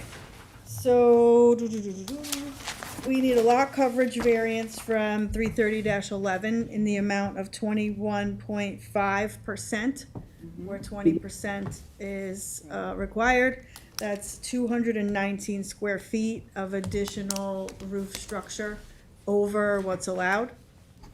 But again, we have eliminated all new pyramids, so it has to give and take, Right. so to speak. We need setback variances from 330-11 for the proposed principal rear yard at 50.8 feet, where 60 feet is required, so that's a 9.2 10-foot variance. And I believe the house next door received a similar variance, and I provided that to the record previously. Also, from 33115C for the garage addition and the new porch addition, located 25.9 feet and 25.5 feet respectively, from that pre-existing front yard setback of 29.8 feet. So those are small variances of 3.9 feet and 4.3 feet from the road. And then we need a variance for the total principal side yard setback of 16.4 feet, where 26.4 feet is pre-existing, so that's a 10-foot. Go through that one more time, please. The principal total side of 16.4 feet, where 26.4 is existing. So it's a 10-foot total side yard variance. Increase. Yes, yes? All right, this is a, what's the zone here? It's R20. R20, So it's a non-conforming lot, right? 9,375 square feet, where 20,000 is required. We're also non-conforming for lot width at 75 feet, where 120 feet is required. The last variance that we need is 33083C for the porch and the garage to both be located within the required front yard. The required pre-existing front yard setback.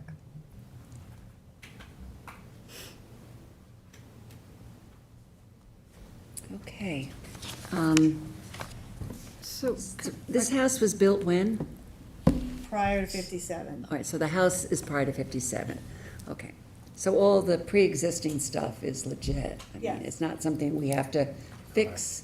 We don't have to like go back and fix our records and whatever. So, okay, so these are variances from the appropriate pre-existing setbacks. Yes. Okay. So you're using that part of the structure? Yes. You're not demolishing, Oh, yeah, rebuilding? no. That part's staying the same, and you're really working on the other side? Back. The back and the And and the the side where the garages are? Yes. Okay. yeah, and so if my memory serves, there was a dentist, Is it that, Yeah. and he was fine. Yes. And can you refresh on any other neighbor input? They're all here, Okay, yeah. I am interested in hearing Good. that. That's of particular interest to me. The parking lot's right back there, but that's right. Yeah. It's on one side of the house. So the current pyramid relief of 3,250 cubic feet has not been increased. No, It was pre-existing from 57. yes. Okay. It sounds like you did some homework. Yeah, I mean, I I appreciate. mean, really, it sounds like you Yeah, did some homework. you told us what you wanted us to do, and we basically did. Okay, any other comments from the board? Okay, is there anyone in the audience who wishes to be heard? Come on up, please. And I think I did swear you in the last time. I haven't been here in about 10 years. Oh, really? Still sworn in. You weren't on Zoom, right? No. Okay, so let me swear you in. Do you swear to tell the truth, the whole truth, and nothing but the truth? I do. Please state your name and address. My name is Patricia Di Benedetto. I reside at 21 Adam Lane. I am co-owner with my husband of 380 Mill Road, and we purchased the property approximately 10 years, about the same time that Mr. Maniscalco purchased his. We completely changed the outlook of our lot.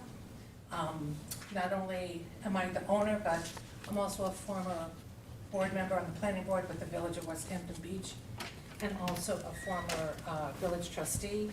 I was my own general contractor of our property, and Mr. Maniscalco has been a very amicable neighbor. We've shared cost with replacing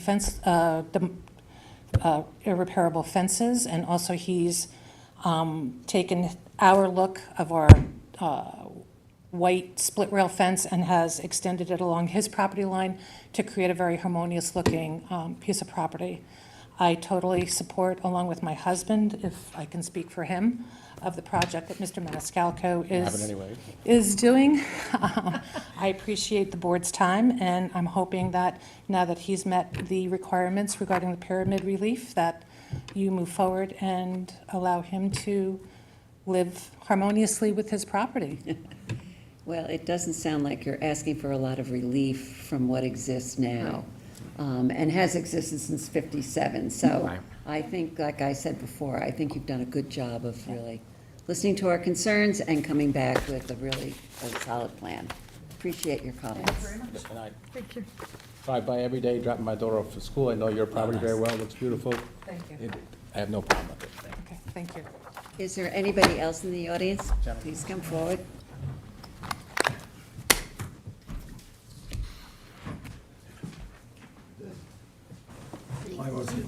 Yes, and I did swear you in, but I just want you to state your name, please, for the record. So my name's Nicholas Elgar. I live at 45 next door to Christian. In principle, we support, my wife and I support, any improvement. Last time we were here, there were a couple of concerns.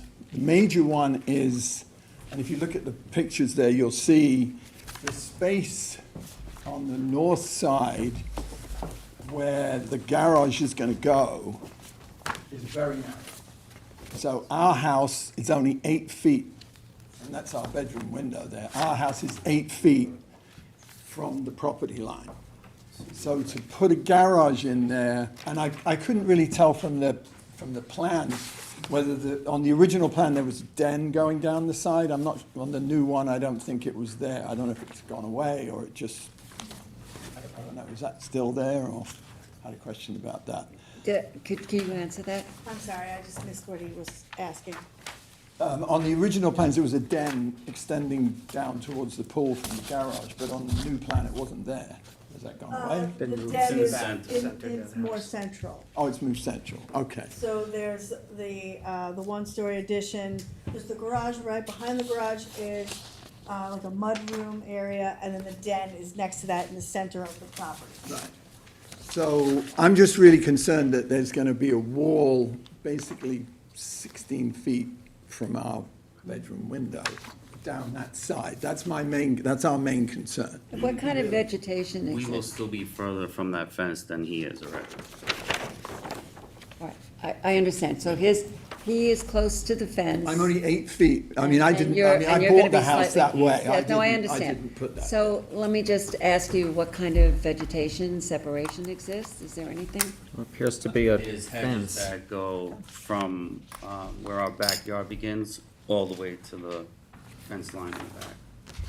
But on that side, once the garage is constructed, there'll just be a stockade fence, basically, Well, between the side of the new garage. Once it's constructed, between the side of the new garage. we can put evergreens there, whatever you But want. I think that, generally the way we try to deal with that when there are concerns is to ask for a planting plan that would provide some, buffer between the garage and the property line. Oh, that's not the issue, what it looks like. That's No, not the that's- issue. it's a What I'm saying privacy is issue. It's a gonna be- privacy. No, it's not even privacy. It's just gonna be so close. Yeah. I'm gonna Well, look out the window and unfortunately, look straight at a wall. your house is also too close, so that's. So that's just the way it's gotta be? The way it is.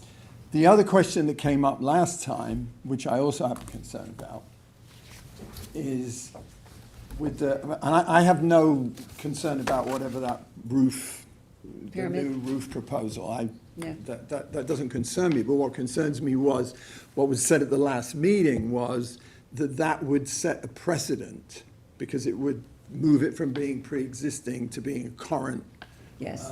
situation. So they've eliminated any additional pyramid relief. So they're going to leave it at the same level as it exists today. No, but the issue that was brought up at the meeting last time was if a neighbor moves, somebody tears down a house, somebody is going to come here and say to you The guys, 3,200, "We're let me just gonna- say I that. want to put up a two-story house." So my next door neighbor just told me he's selling his house. That would be distinguishable in Very our. distinguishable. Very distinguishable in our point of view. So, So, there- and I so think what? you brought that up, so that was the other concern that So I the had, thing here 'cause is he- it's pre-existing, which means that this has been there since before 1957. So it seems to us, the calculation that we make in our minds is, are we going to make these people tear down this house that's been there since before 1957 Well, no. because it doesn't comply with current variance laws? So we'll legalize that, we'll allow that, but the next person who comes in who's going to build a two-story house, we're not going to tell them, oh, well, now you're entitled to 3,250 cubic feet of relief. Because they're gonna build it from Because they're going to 2025 build it on. according I to the mean, current My next door laws. neighbor, they're old, they're moving, and the house, I put pictures in there, it's not in good shape. It's not gonna So create it's a precedent. reasonable that they're gonna tear it down. I just wanted to confirm. It won't create a I'm not precedent gonna be here. between two-story houses. I don't think you're gonna have a problem. So, okay, because that had been brought up at the last meeting. Yeah. Well, because So that's then- when they were asking for additional relief Yeah. also. from here. Oh, so now, They're not so asking that for would have that. opened the door to precedent, but now it won't. Well, we take each property. Correct, exactly. If we had given them the relief on the other side, the additional relief that they wanted, according to the laws as they exist today, that could create a precedent within your community, and we said, no, we're not willing to do that, because we want to maintain the character of the community. Yeah, it just so happens that that house is probably gonna get torn down in the next Okay, few but, months. but that's a whole different issue. Right. That's Well, not, But it wasn't before, this last is time. not, that's not part Right. of this We took care of application, that. so. That was, okay, so you answered my concern. Thank you so much, Thank you, sir. Appreciate you coming. Is there anybody else on Zoom who wishes to be heard on this matter? No one. Okay. All right, whose is this, Julie? Me, yes. Yeah, okay. Okay, so we are going to, moving to close the public hearing, accepting written submissions until September 19 with a decision on October 2. Second. Appreciate it. Good luck Ms. with everything. Payne? Aye. Mr. Leonard? Aye. Mr. Aye. Ms. Burgess?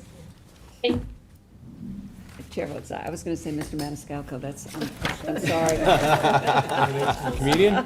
Thank you all so much. Thank you. Have a good night. Thank you. Okay, number 13 on the agenda, the application of Martin Bifinkel and Juliet Jalema, 46 Peconic Bay Avenue, North Sea, Suffolk County Tax Map Number 900-42-2-11. Yep, it's me. Okay, I'm not What are gonna we be here. doing? Okay. I can't get over you said that to me. What do you mean? And that's how she said it. Okay, so, So I'm back on this one again as well. I did, Candace, how many copies of something do you want? Three? I need 4. 2, 3, 4.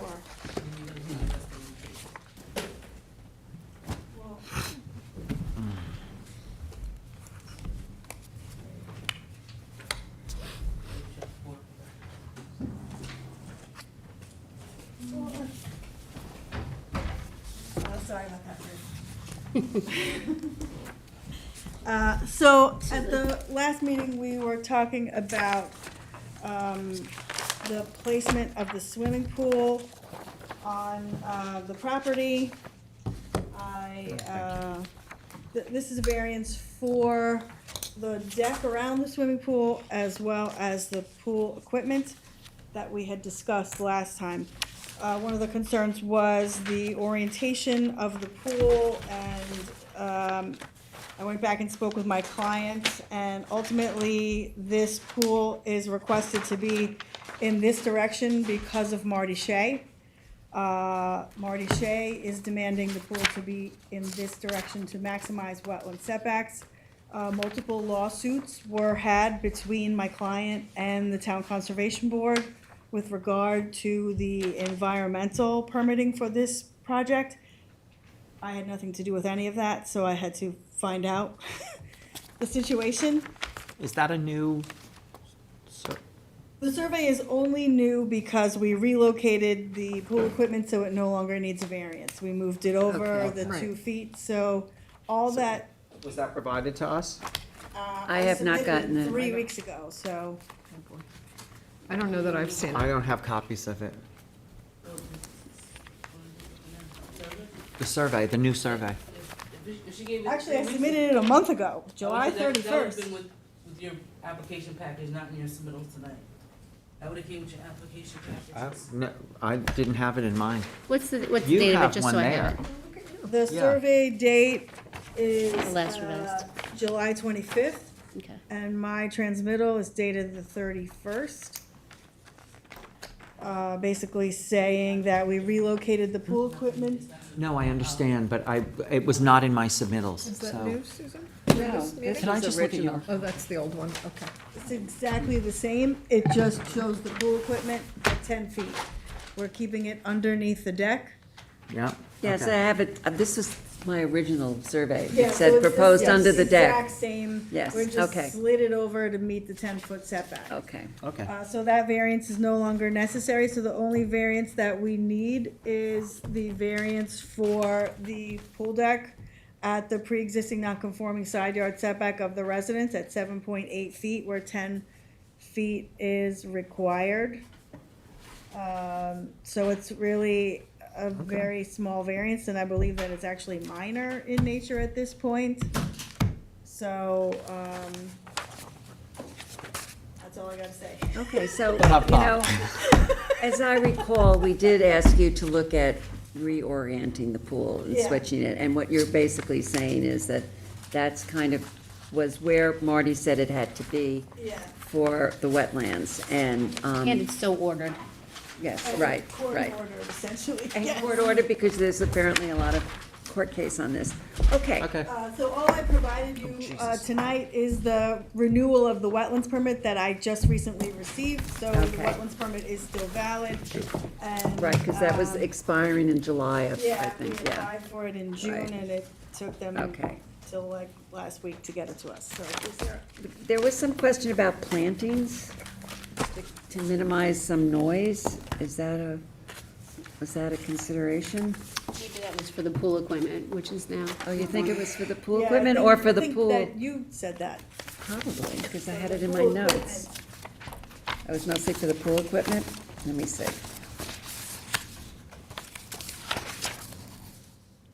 They have to plant that wetland buffer, Okay, and the neighbor is pretty far away. They're not really right on Okay. top of them. okay, okay. So, you know, and you had no comments from the neighbors? Nope, nothing. Because normally, again, because pools are noisy, Mm-hmm. you know, we like to have some kind of a, But the pool itself doesn't need the variance, it's just I the understand. deck, and it's only because it's the pre-existing non-conforming Okay. So house the, setback. so we're not granting a pool variance, we're just granting the deck variance, so Yeah, that's why. So that you Okay. can get around the pool. Okay. I don't see that there's any more continuing issues with this. No. No further Anybody in the issues? audience who wishes to be heard on this matter? Is there anybody on Zoom who wishes to be heard on 46 Peconic Bay? Owen. Okay, this is mine. All right, so we're going to close the public hearing. We're gonna keep it open for written comments until September 19th with a decision on October 2nd. Second. Ms. Kane. Aye. Mr. Leonard. Aye. Mr. Macedonia. Aye. Ms. Burgess. Hey. Chair votes aye. Thank you. Oh, you Maniscalco. Thank you. Okay. Thank you very much. Isn't that the famous comedian? Yes. On the amendments, do I read the whole thing? Okay. Number 14 on the agenda, amendment or correction in the application of Island-Wide Premier Services Incorporated, 13A Summit Boulevard, West Hampton, Suffolk County Tax Map Number 900-354-3-3.2. On July 3, 2025, this board, by decision number D025080, granted a variance for a 0-foot road frontage for the subject property. This decision is being amended to correct a scrivener's error to wit the date of the survey. Is there a second on this? Well, no, Bob's gonna read Oh, it. Bob, read, oh, I Read see. it. John, like John. Oh, here it is, it's the first one. No, Here. read it now or the, Read it Yeah, now. read it Yeah. now, yeah. this is the amended decision in the matter of Island-Wide Premier Services, Inc., Suffolk County Tax Map 900-354-3-3.2. On July 3rd, 2005, by decision number D025080, this board granted a variance for road frontage for a 0-foot road frontage for a lot located at 13A Summit Boulevard, West Hampton. This decision, however, did not reference the correct survey date. Therefore, ZBA decision number D025080 is hereby amended to refer to the survey prepared by Vincent, I don't even want to pronounce that, Tursino, licensed land surveyor, last dated September 20th, 2024. All the provisions of the decision remain in full force and effect. Second. Mr. Macedonia? Aye. Mr. Leonard? Aye. Ms. Kane? Aye. Ms. Burgess? Chair votes aye. Okay? You got the- Okay, number 15 on the agenda, the amendment or correction in the application of South Dune Builders, 4 Cricket Path, Remsenburg, Suffolk County Tax Map Number 900-380-1-27. On August 21, 2025, this board, by decision number D025096, granted variances for proposed first and second story additions and a proposed roof over patio. This decision is being amended to correct a scrivener's error, to wit, the date of the site plan. Second. Amended decision, I know, Bob it's has to read confusing. the Yeah. actual Sorry. decision. Not that I want to leave or anything. we have an amended decision in the matter of South Dune Builders, Suffolk County Tax Map 900-380-1-27 on August 21st, 2025, by decision number dated D025096. This board granted variances in connection with the proposed first and second story additions of a proposed roof over patio property located at 4 Cricket Path, Remsenburg. This decision, however, did not refer to the correct site plan date. Therefore, ZBA decision number D025096 is hereby amended to refer to the site plan date printed April 24th, 2025 by Alexander Joseph Kahn, registered architect. All the provisions of the decision remain in full force and effect. Second. Mr. Macedonia? Aye. Mr. Leonard? Aye. Ms. Kane? Aye. Ms. Burgess? Aye. Chair votes aye.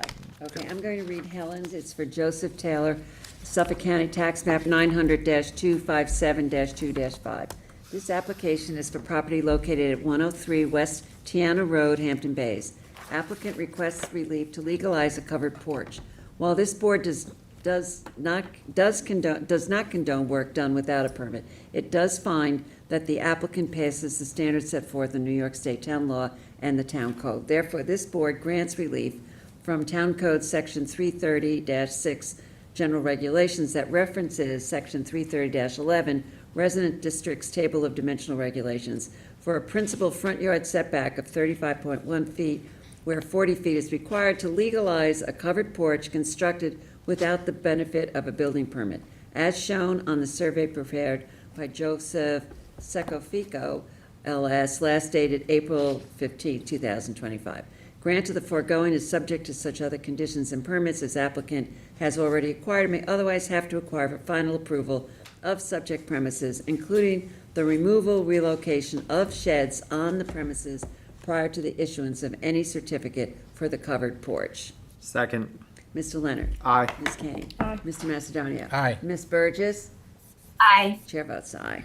Okay, Bob, you're next. Okay. Hamburger. We got a big one here. Yeah. Minor decision in the matter of Eric and Marlo Bamberger, Suffolk County Tax Map 900-9-3-63.2. This application is for property located at 59 Bayview Drive East, Noyak. Applicant requests relief for a proposed pool with a spa on a corner waterfront lot also burdened by wetlands. This board finds that the application passes the standards set forth in New York State Town Law and Town Code. Therefore, this board grants relief from Town Code Section 336, General Regulations, that references Town Code 330-11 for a accessory distance from front lot line setback of 30.3 feet from the southerly property line, Bayview Drive, where 40 feet is required for a proposed pool with spa as shown on the survey prepared by Paul Baraliski, licensed land surveyor, last revised June 10th, 2025. Grant of the foregoing relief is subject to such conditions and permits as applicant is hereby already acquired or may otherwise have to acquire for final approval of the subject premises, including that, 1, all pool, spa, air conditioning, generator equipment complies with the relevant provisions of the town code, and 2, the erosion and sediment control measures should be required during immediate after construction to ensure that stormwater runoff will not carry materials into Sag Harbor Cove. Second. Mr. Macedonia? Aye. Ms. Kane? Aye. Mr. Leonard? Aye. Ms. Burgess? Aye. Chair votes aye. Okay, Julie, you got a bunch. Yes. Matthew Walsh, Suffolk County Town Map 900-81-1.39. This application is for property located at 150 Noyak Path, Watermill.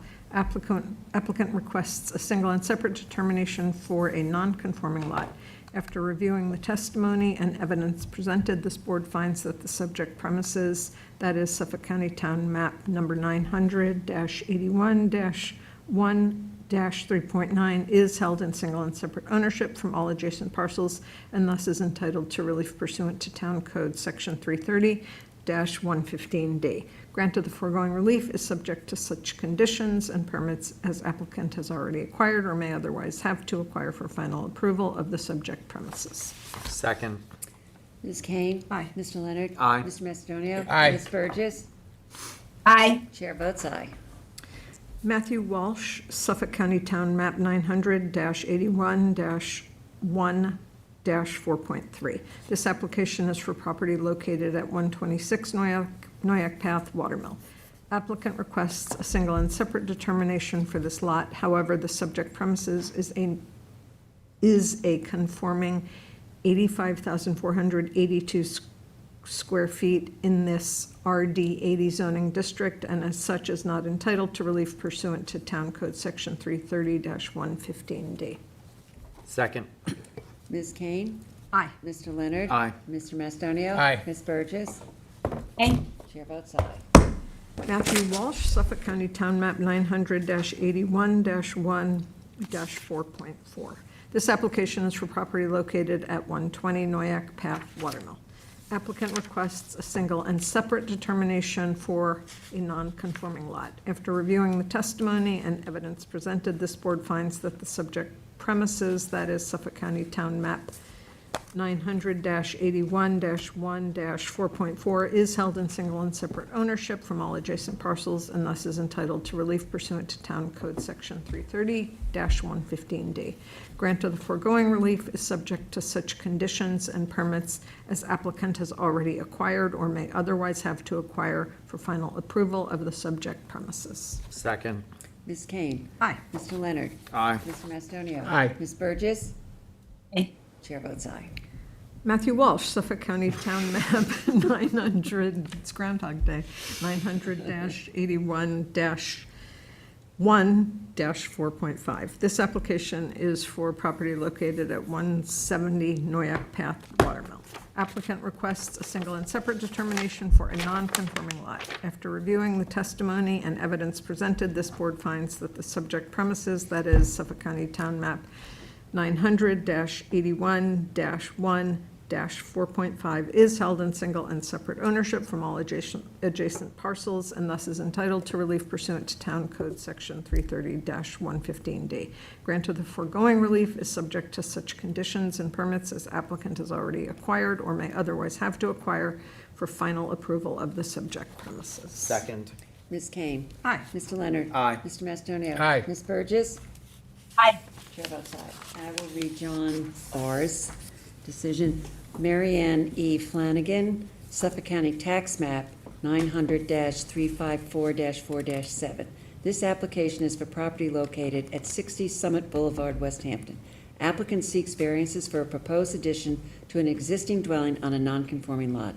With the additions proposed over the current driveway and on the condition that screening be planted and maintained, this board finds that the application passes the standards set forth in New York State Town Law and Town Code.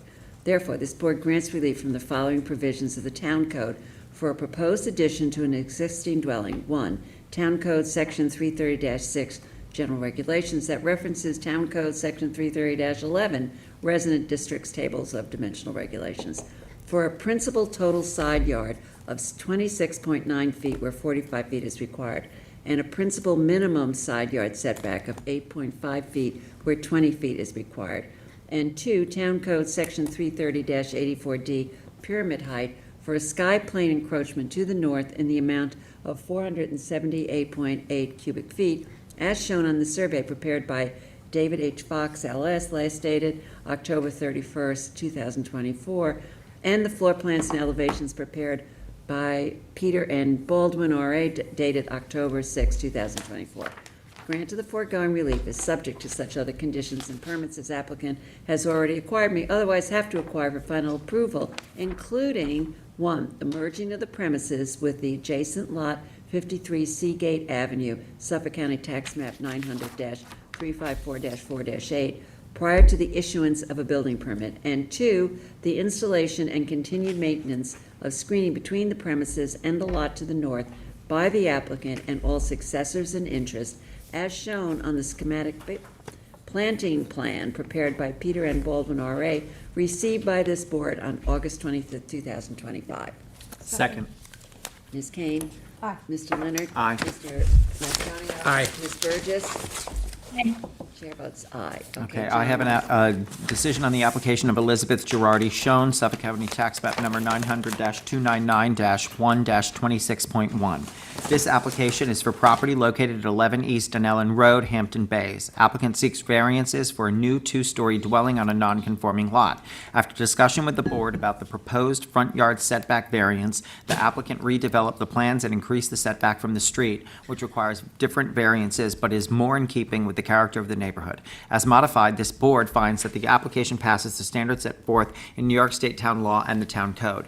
Therefore, this board grants relief from the following provisions of the Town Code. 1, for a proposed two-story dwelling, Town Code Section 330-115 continuance for a principal front yard setback of 40.02 feet where 56.4 feet is pre-existing, and a principal total side yard of 40 feet where 50.64 feet is pre-existing.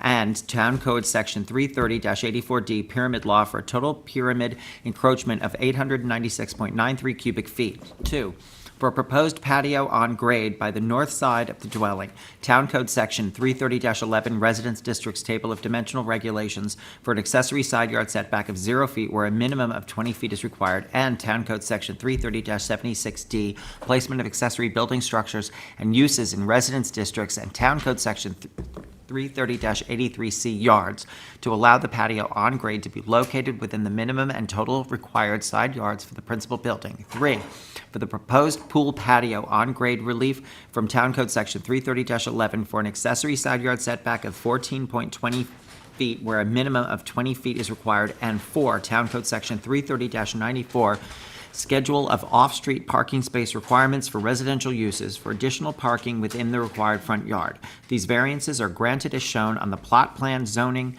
prepared by Jared Mandel Architects, last dated August 28, 2025, and the floor plans and elevations prepared by Jared Mandel Architects dated June 5, 2025. The grant of the foregoing relief is subject to such other conditions and permits as applicant has already acquired or may otherwise have to acquire for final approval of the subject premises.